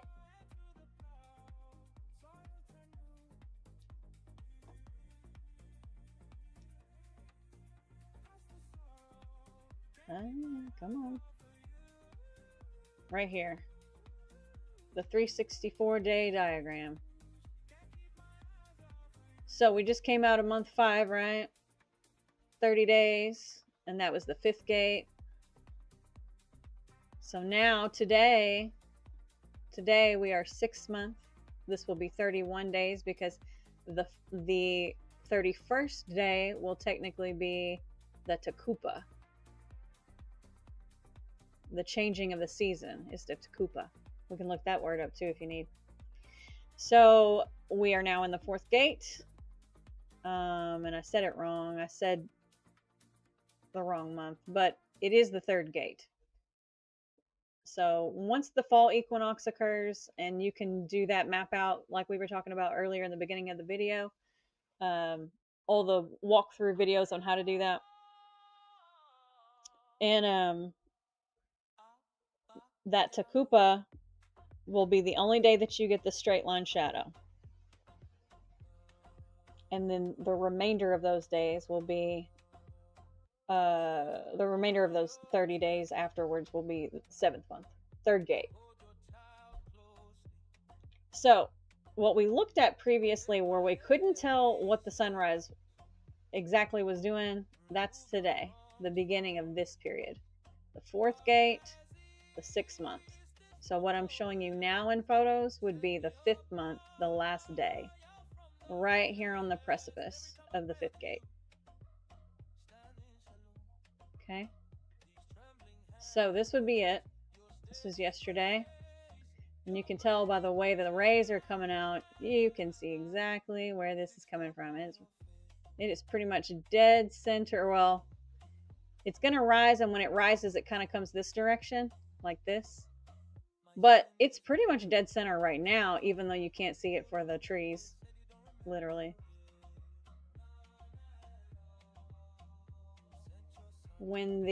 She says, when the month changes, that the portal lines up with the calendar.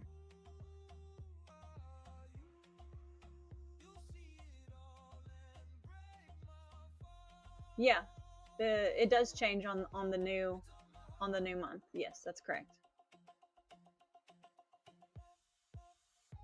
Yeah, that's right. And that's why I showed you in the diagram how today was a new portal. So this was yesterday. You can still see those rays. You see them coming out right here. If I had a pencil, which I don't, can't show you my pencil. but it's like a V. And this one goes straight up right here.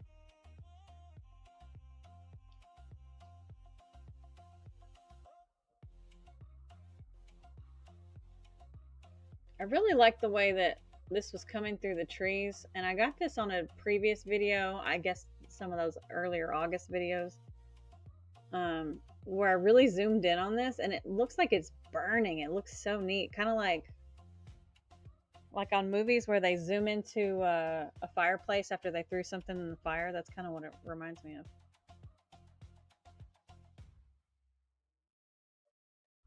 I don't know if this one gets any closer. Yeah. I only really started using my tripod very recently. So my other video was so shaky, otherwise I'd show it to you. It'll make you sick. It's pretty good for not having a tripod, but if you have a tripod, you probably should use it. You see how it's like, it looks like it's like burning?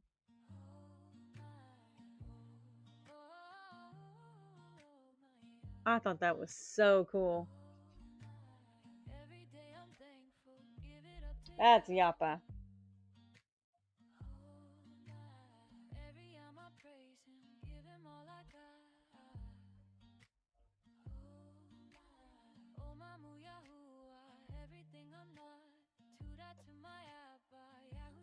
I don't know, I might use this in one of the 𝕹𝖆𝖙 videos, maybe. Maybe. Yeah, it looks like a blaze. Thank you. That's the word I was looking for. This is one of the cheaper end cameras. I wanted a Nikon, what is it, P1000, so I could zoom in on the moon, but they didn't have any in stock whenever I went to go get it quite a few years ago. I guess about 10 years ago. And so the Nikon P900 is the second closest that you can get. Okay, here you can see exactly where this guy's coming from, right? No question, sunrise right there.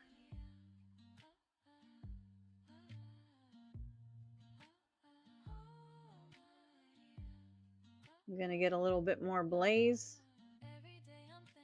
This one didn't turn out, but I did kind of like those little circles. They look kind of neat. Reminded me of eclipse. Not exactly in focus, but it kind of looks neat.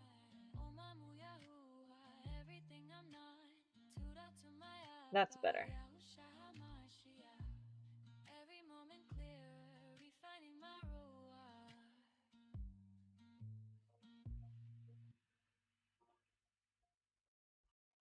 Did they discontinue the P1000?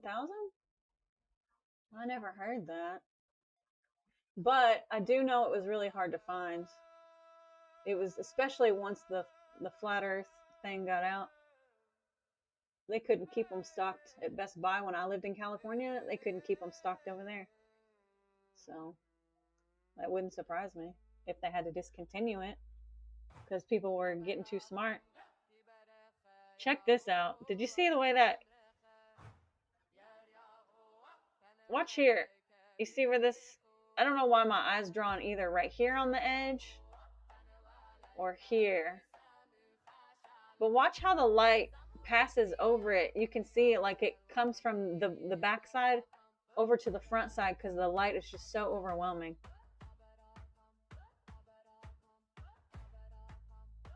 Watch.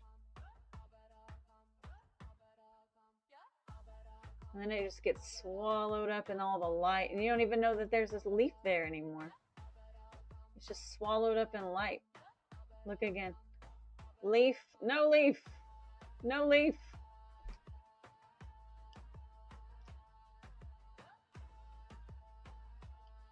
And all I'm saying with this is, like, if the sun is 7 times brighter than the moon and Yahusha is the light of the world, that's an enormous, incredible light. That's all I'm saying. Watch all the leaves that come up here, they like disappear into the light. Gone. Gone. Look at how quickly the sun's moving right across there. Like it's eating up the trees like a Pac-Man. Nom, nom, nom, nom. It is glowing. The only way I know this is a sunrise is because it's clearly going a direction, maybe not directly up, but up-ish. But other than that, on the horizon, it's easy to confuse this with the sunset. In fact, funny story. I didn't realize I was having symptoms the day that I took this, and well, not this one. There was about a week earlier, because I was taking some test shots with a tripod, and I well, there's a bird that was cute. I wish I'd seen that at the time. I would have slowed down. Do it again. There's a bird over here in this vicinity. Okay, so I was I share a yard with my uncle, my neighbor, and he he came outside when I was outside with my tripod, and I don't come outside often, y'all, because like my symptoms be wild. So I was out there in the yard, and my yard crosses over with his at some point, and I was technically on his side, and there was nothing wrong with that. He didn't mind, but 6 o'clock in the morning, 6:30, something like that, and he's doing his work thing, and I say something to him whenever he pulls up. He pulls up at his house and he gets into his garage, or he's headed to his garage. There's the sunrise, no question there. So whenever we get a new shot tomorrow, hopefully we'll be able to compare directly exactly where it peaked up from. I think that's probably the best. Can I favorite that? I hope I favorited that. But anyway, so my uncle was like, he said something. His accent's way thicker than mine, so I couldn't really hear him from a distance. But he was like, he said something about, "Hey, what you doing?" or "Good morning," or something like that. And I was like, "I'm just getting some sunset pictures." And this is a morning that I didn't realize my symptoms had already started to get kicked up, and I was just kind of, sometimes I ignore it without really realizing that's what happens, and that's what was my brain fog was already kicked in. And I said it twice because he looked at me with this really puzzled look, like it wasn't that he didn't understand me, he was like confused with what I was saying. I was like, "I'm just getting some sunset pictures." I said it twice. Oh, he was like, "Wow, this loon, this crazed individual." And here's my other cat. That's Theon. Hey, Theon.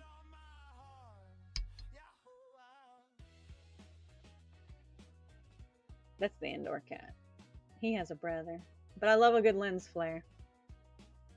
Alright, there's his brother, Aegon.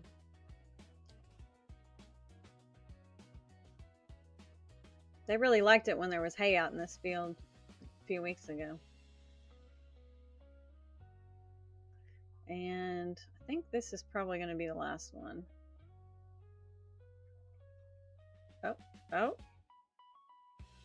Look at that ring. That's like an atmospheric ring. Woo, check that out. Favorite. Wow, that'll blind you. Check out that ring. I don't think I've ever photographed that. I wonder if that's a lens flare or atmospheric purely. Because if it was a lens flare, you would think that there would be another indication out here. Remember this lens flare? It had a, yeah, this one. See how it kind of comes out? It's not just centered on the sun, but it kind of comes out. And even this one flares out really far, even with it being so close. But here, there's no... That looks atmospheric to me.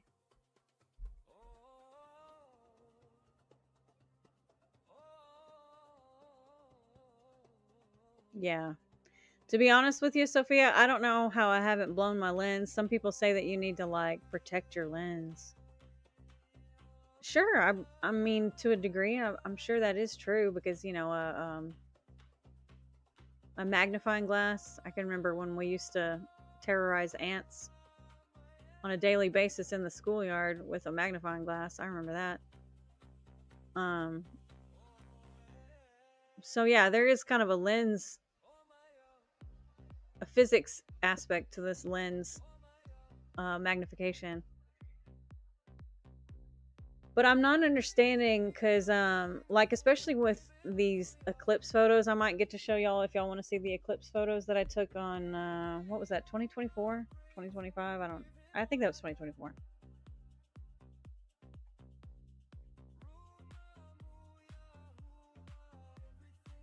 But look how quickly this thing moves across the sky. It is booking it. And the edges look so, like, I don't know, almost digital in some way. Look kind of flaming, but at the same time, like you can see all the atmospheric dust and insects and stuff.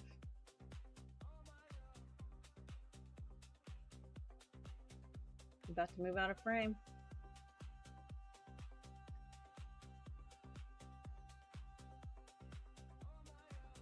Yes, mine too. I'm really down with this song. Okay, look at all that atmospheric dust and critters.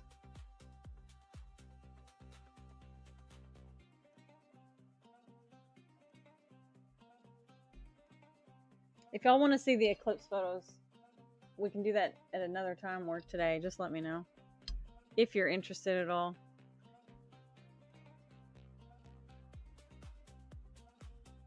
But yeah, Stacy's message was one that I wanted to make the announcement kind of as a call to action, I guess. I don't know if that's the appropriate. But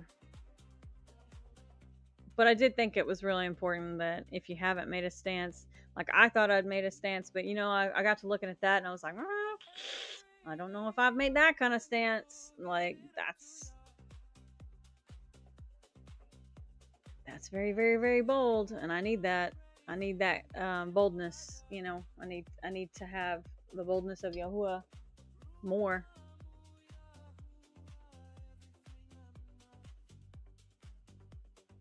You are interested in the eclipse photos? Okay. Yeah, it is blazing. But look how it's just eating up the sky. Oh, look, you can see the flare. Do you see it? You can see the ring. Remember the ring that we only caught in the one photo? I can see the ring.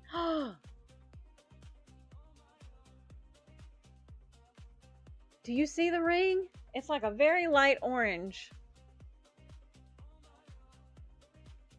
If I touch the screen, it's gonna go dark, but I think you see it, right?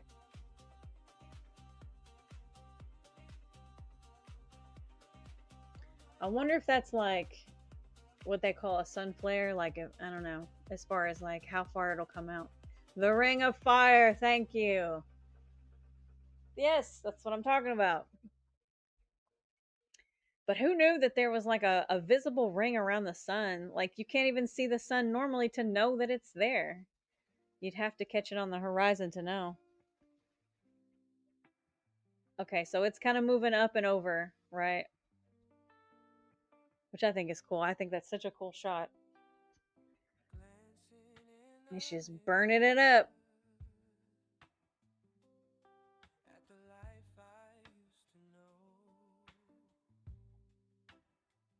Yep. Kind of wanted to see how much atmosphere would still stick around, so I kept it rolling a minute or a few seconds.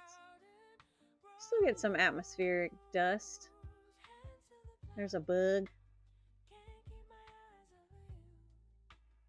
You know what I'm thinking. Yeah, somebody help me. Somebody connect the synapses for me. I need new brain connections.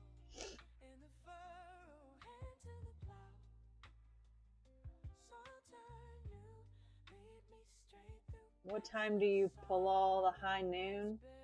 That kind of depends on what latitude you're at, honey. show you what I got here. That looks wild. That almost doesn't look like I took that. You know, sometimes you'll take a picture and be like, did I take that? That looks like something on a, I don't know, a piece of media somewhere. That looks like a desert sun. You know, some dunes down here. That's what that reminds me of. And then here we are today. Blech. I'm just kidding. I'm just kidding. It's still beautiful. It's just not what I was expecting when it comes to seeing a new portal. But that's okay. We still got 30 more days. We can check it out. 30 more days. Okay, so you had a question about when is noon. What is, without being super specific, what is your city in Texas? What's your city?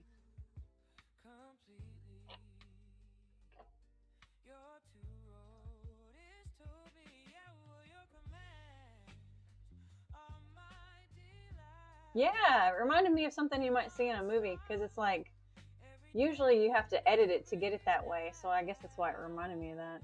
You have to put a lot of filters and blur and all that photographic cinematography stuff on it. Okay, so you're in Houston. Okay, well, let me show you how I do it.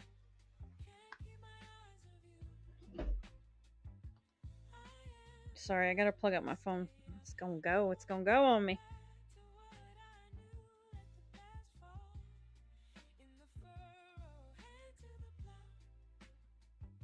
Is this thing gonna charge?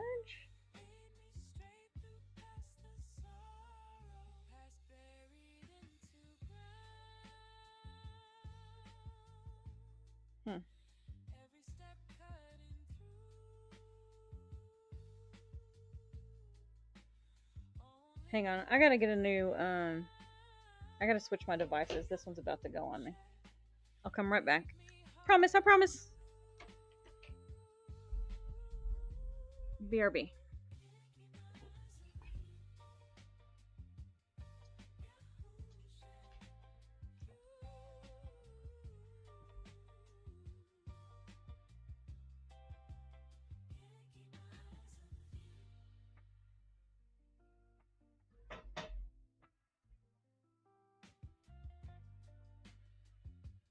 Oh, Stacy, I'm sorry. Stacy said share it all the way. Okay, girl. Hang on. Sorry, Stacy, I just got your message. Stacy wanted me to share it all the way. I'm gonna do that real quick before we get too off topic.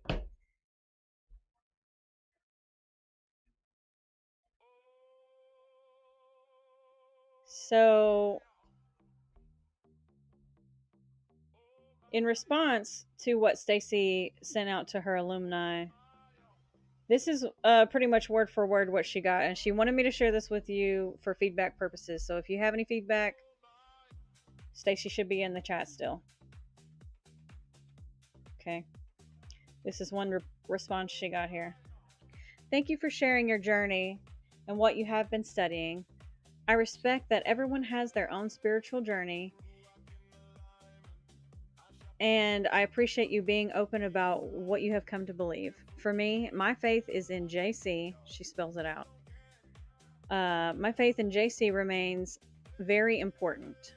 I believe in JC as LORD and Savior, and I continue to trust in the truth of God's word, capitalized G, capitalized word, and seek Him through prayer and scripture, capitalized scripture. Even when we may understand certain things differently, I believe that we can still treat one another with love and respect. I pray that capital God continues to guide you. See, that part's confusing to me, because if you're implying that you're following the same one, so you're negating the fact that she just told you that it's not the same. So you're lumping everything together again, which is very disrespectful. To me, that's super disrespectful. And I'm telling you that based on personal experience. She says, I pray that God continues to guide you, give you wisdom and discernment, and lead you into His truth. May He BLESS you on your journey. That's one response.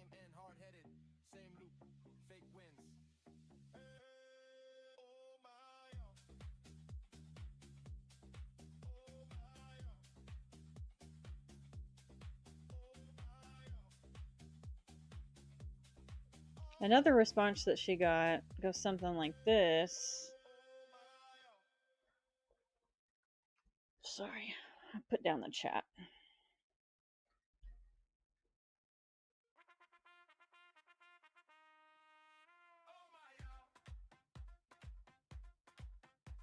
Yeah, oh wow is right.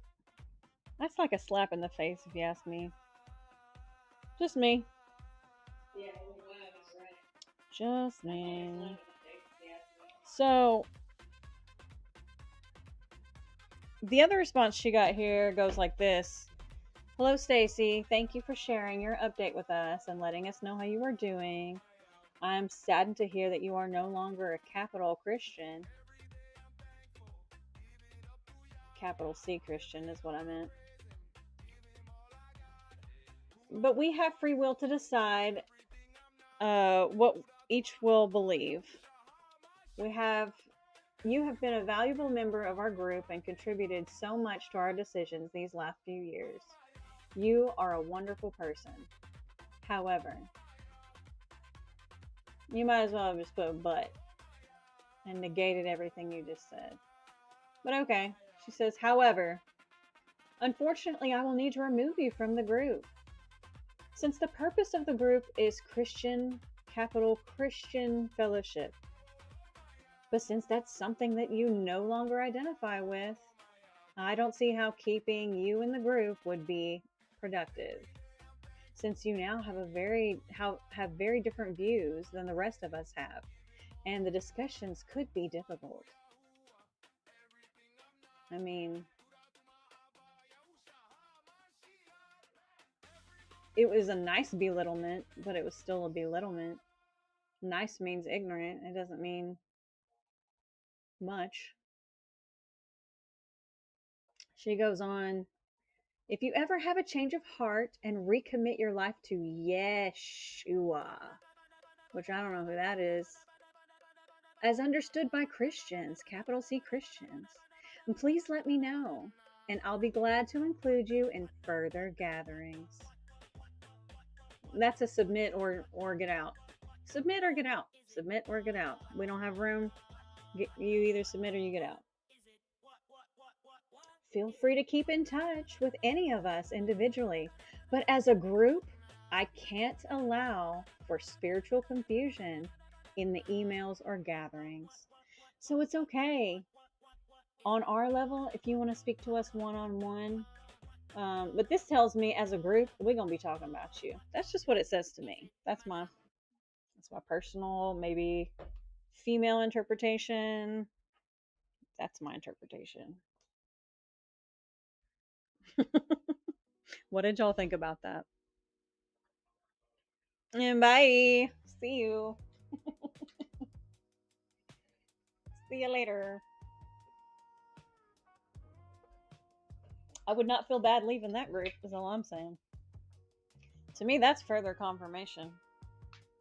Personally, I see that as nothing but confirmation. Any feedback for Stacy? I got my bell here today.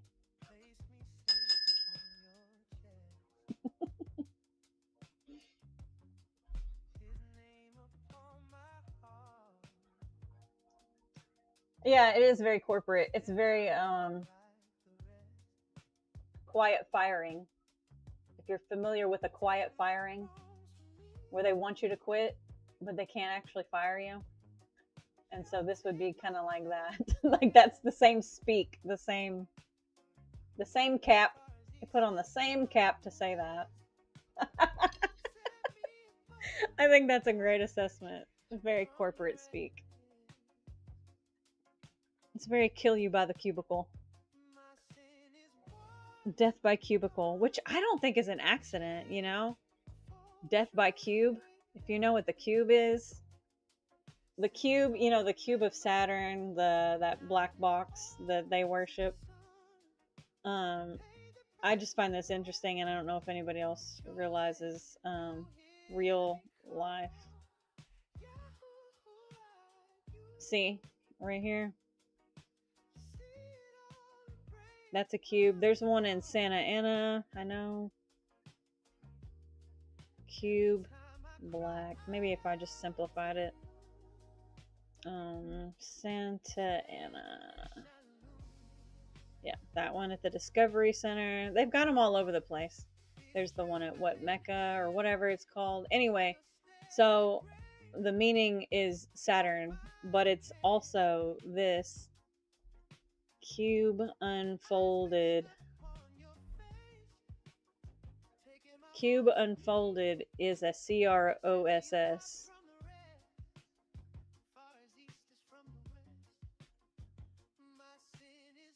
That's what a cube is. So when they put you in a cubicle, and whenever they have you stand 6 by 6 by 6 apart from each other, yeah, that's not an accident.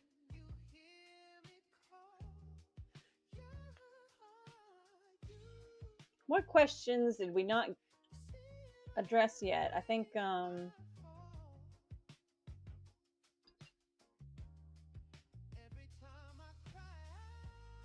did somebody say sorry, or did we look up sorry?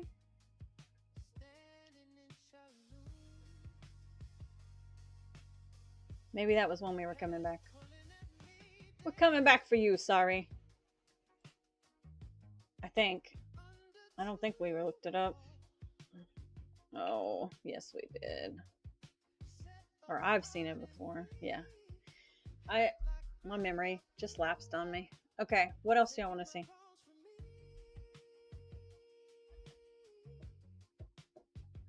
Are your brains full up on this?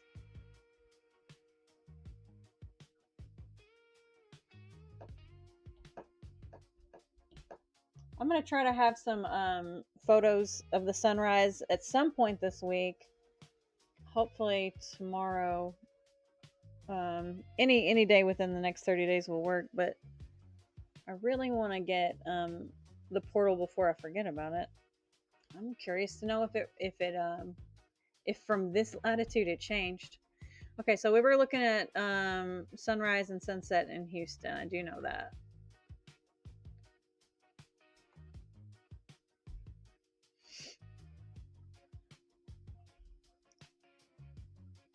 I'm not a math person, so I'm going to be getting my calculator as soon as I find it. I guess I have to search for it.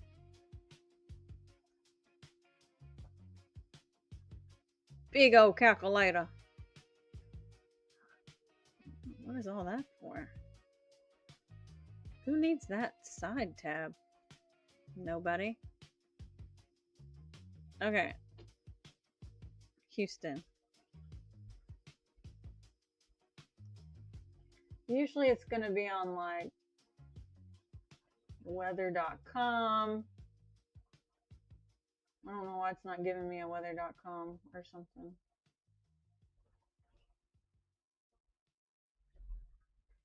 Maybe there's just too many sources. Yeah, I agree with you. Sorry if I'm not sure how to say your name.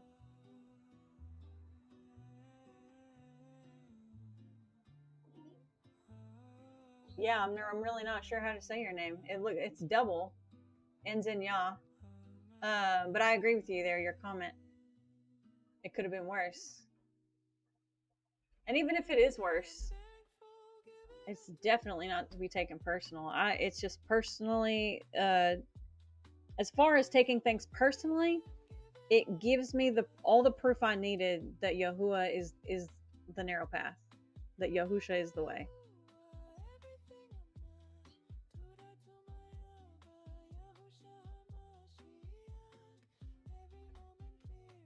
I don't know why we're not getting a weather.com. Maybe we got to just go to weather.com.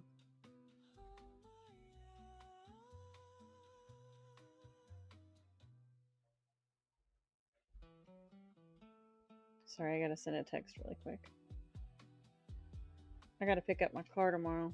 It's been in the shop. I got stranded in 105-degree weather, but Yahuwah had his hand on the whole situation from start to finish. Didn't even plan on being in town. So the fact that it started having problems on a weekday instead of a weekend when nobody was going to be able to help me as I got stranded, I was stuck in reverse on a hill in a parking lot.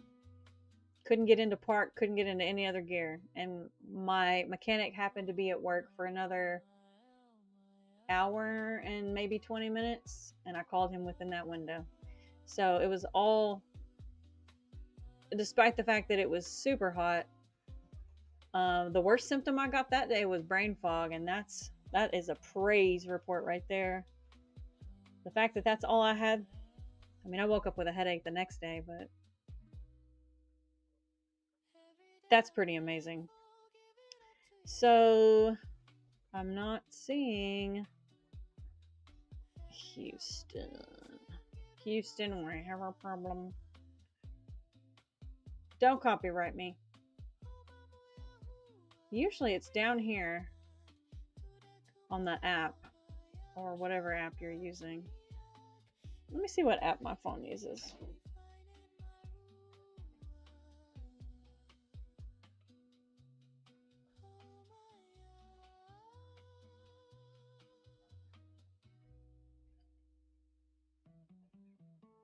Weather.com. Okay, so I know it should be in here. Maybe it's just the format. I don't know. I don't like when web pages look like app pages. Yeah, the one I'm looking at right now, when it has all my information on it, it doesn't look like this. Okay. Is this for Houston? Yeah, okay. So I don't know how, whatever. Go to the Today tab if you need it. So down here, you're going to get sunrise, sunset, moonrise, moonset. Yeah, but you didn't know moonrise and moonset was a thing, did you? It is. But we don't concern ourselves with this. It's right here that we're concerned. So you'll probably notice down here in the bottom right that my time today locally is 14:55. All you need to do, once it goes past the hour of 12, you just subtract 12, and that's military time. So if you subtract 12 from 14, it's 2:56. It's 2:56 p.m. So we're going to do a little bit of that here, because we are saying, what we're saying essentially is that at 0650, let's say you have a high horizon like I do outside. Mine might be a little bit after that. Might be. But I'm kind of rounding just a little bit, so this is just a tiny bit easier. You can flesh out the specific details. I'm just trying to make this easy. Okay. So let's say your sunrise at your specific elevation is 7 o'clock, and you know that. For now anyway, it changes. And your sunset is going to be at approximately 8 p.m. So 8 p.m. plus 12 hours is going to give you military time, which is 20. So 2000. Okay. And now all you really need to do is take your 20 and subtract. Let's see. Let's do it this way. Yeah, let's do it this way. We'll say 20 minus 7, which gives you the hour of the day. So the hours that the sun is up by our English standard Roman Catholic belief system, it's going to be that the sun is up at this point in time for 13 hours. Now, it is going to decrease as we get closer and closer to the solstice in winter. I hope this is making sense to you. Oh, what was wrong with my vehicle? There was on the shifter that like takes you through the gears, there was a bushing that was not just like pushed away, it was like broken in half and pushed off of there. I knew something was wrong because whenever I would shift, it would just slide around too much between gears. and it just felt too buttery. I couldn't get it into the sport gear, which I never use anyway, and that was kind of what gave him concern, my mechanic. Um, so that was the initial thing that I took it in there for.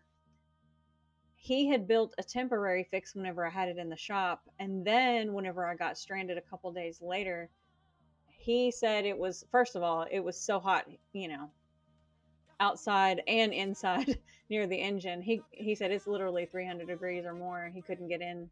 So all he could really do was to manually put it into park. He had to open up the hood and manually push some stuff around for it to be in park so I could turn it off and leave it over the quote unquote weekend. So last I heard from him, he said that the new part came in and he fixed it, but it was just a bushing is all it was. Kind of like a washer on a, like whenever you're bolting something, whenever you're using a nut to screw something together, it's kind of like that, but it was on a socket instead of a nut and bolt complex. So the bushing just blew off is the way he described it. So I'm not going to discuss money today, but it was substantial for a bushing, we'll put it that way. Yeah, substantial for just a bushing. But you know, it really could have been so much worse. All of it could have been so much worse, and I'm just thankful that for having a 2014 vehicle, that's not terrible, you know, as far as things that could happen. So, and at least I was in town. My family was able to pick me up. It ended up being really great. It was great before, it was great during, and it was great after, which is rare. So from sunrise to sunset, this will be your 13 hours. And you divide 13 by 2, and that's going to give you 6.5, right?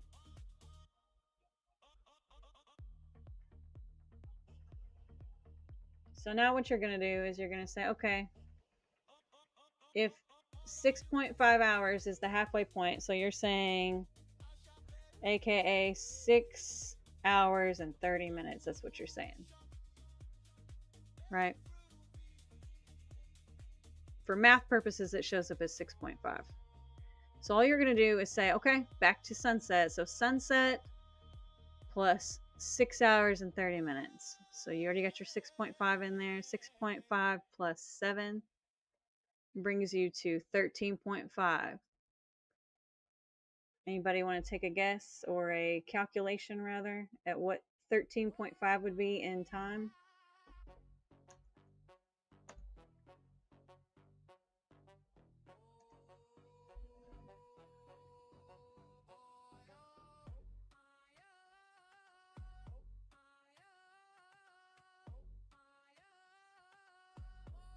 $13.30. All you have to do to get out of military time is subtract 12. Always subtract 12. If it's past 12, subtract 12. Pretty easy. Past 12, subtract 12. That comes out to 1.5. What is 1.5 as far as time is concerned? That is 1:30 p.m. And your Houston exact midday may be adjusted depending on, you know, exactly, but relatively this is going to be your window. 1:30 is going to be your high noon. Again, if it's past 12, subtract 12. If it's 13, minus 12 is 1 p.m.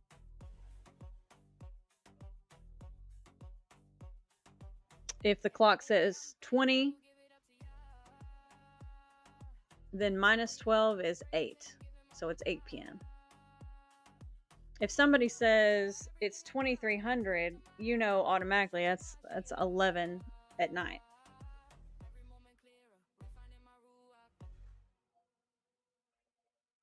$2,400 would be 12 because it's double, right? 12 and 12 is 24. So it'd be midnight, what we call midnight.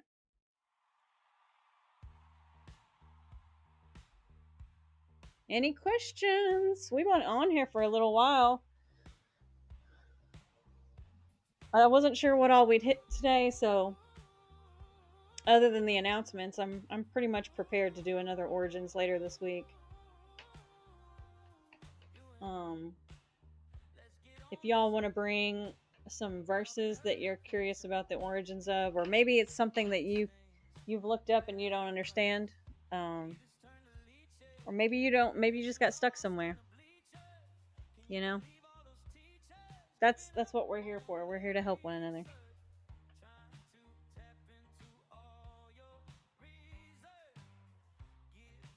Yeah, what's crazy is my family had just came back from the lake. Like they were on their way back from the lake. They hadn't even really unloaded their car yet. So, talk about timing. And I had been out of town earlier. I have a driver that comes and gets me for my VA appointments, and usually on days like that, I don't go back out after that. I'm usually pretty exhausted after that one thing. So, when I tell you it's only by Yahuwah that I didn't start my errands the next day like I normally do whenever there would be no mechanic. Like he was pushing me to get things done. And I wasn't being lazy about it. I was just like, I mean, it's hot. It worked out great. It worked out great. It worked out the way it's supposed to. And to have a mechanic that's willing to drop everything. Oh, yeah, here's one of the things. There was a lot of things that day that was like, huh? It just had to be Yahuwah. But my mechanic's name is Al. A-L. And who else do we know that drops everything to take care of us? Like, names have meaning. So,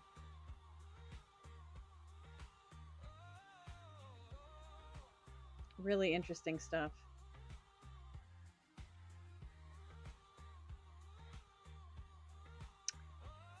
Well, if you guys have no other questions today, we're probably going to wrap it up then. Feel free to send me any kind of messages that you want that are positive critique. Don't send me nasty messages. Keep them to yourself.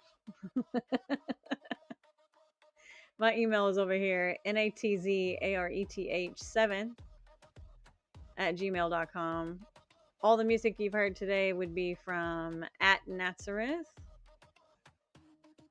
over here on YouTube, youtube.com/@Nazareth. Everything that you've been listening has been coming from this Straight Out of Christianity playlist here, but we've got a lot of playlists. We've been doing scrolls kind of weekly now, so the next one I'm probably gonna do, hopefully this week, would be Genesis and Ayub. I hope I said that right. Come Out of Her, My People. The last part, part 6, would be coming out this week. It'll be the last part. I do plan to have another Abri Origins and Etymology. Today was a little bit different because we hit some stuff just besides etymology. So I did want to give its own session on before Shabbat, before Jimmy comes on. There's also all of the cataloged are recorded from YouTube for probably a year and a half, if not 2 years now, on both Shabbat study and all of Ambassadors of Yah. There's the Nazarene FM. If you are looking for something, just a hint of a bit of more of worldly connotations, more news type sort of streams and videos, that would be Truth is Stranger Than Fiction. If you're looking for something more of a Yahuwah slant as far as news is concerned, that would be this category, the Holy Days. If you're looking for something that's a little bit more flat earth territory, that would be down here with the A-Lions. Try to have these organized in a way that they're somewhat easy. I know it's not super easy to look at, but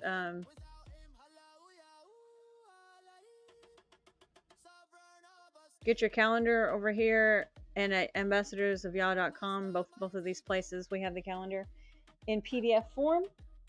And is Jimmy going live today? I haven't heard specifically. He was in here a little while ago. Did he say anything about for sure going live today still? I know he wanted to, but I'm just going to scan through the comments and make sure I didn't miss any really pertinent questions.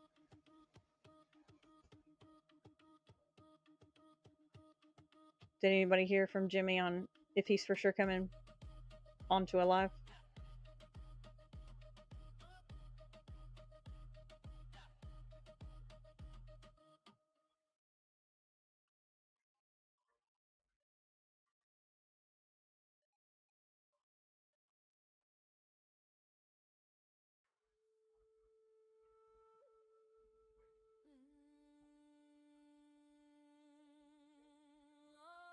Okay.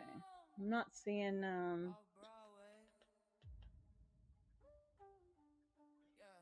Oh yeah, that was another thing. I wanted to see if there was any phrases that you guys wanted to look up. So definitely let me know for next time on any phrases and that kind of thing. Like we did I love you. We did that yesterday. We talked about it briefly before, but ahabatik.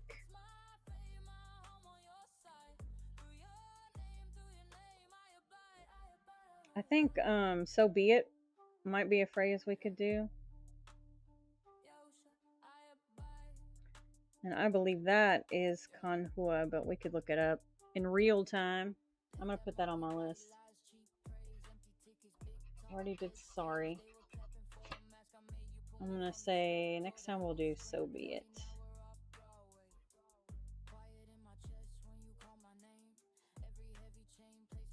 Okay.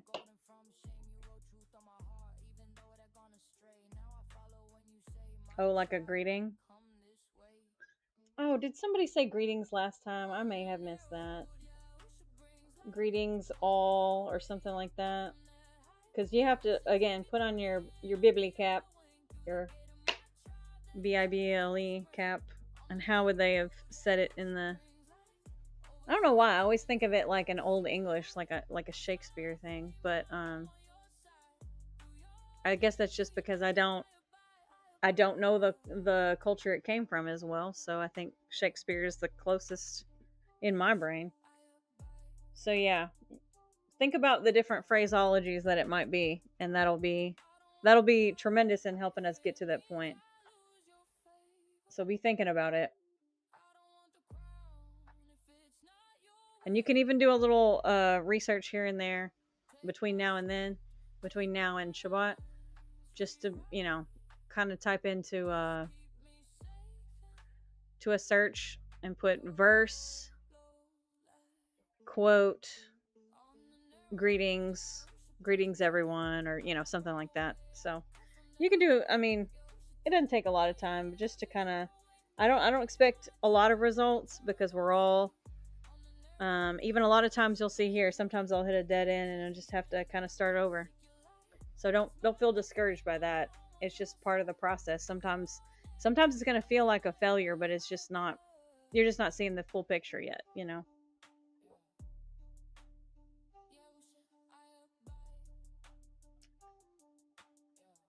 Tuda for being here, Mashpaka. I love spending time with y'all. All right, that's going to be it for this one. I hope y'all have a gadul rest of your Rosh Chodesh. And I'll probably see you in the chat, if not in the comments. Until then, keep Torah and follow Yahusha.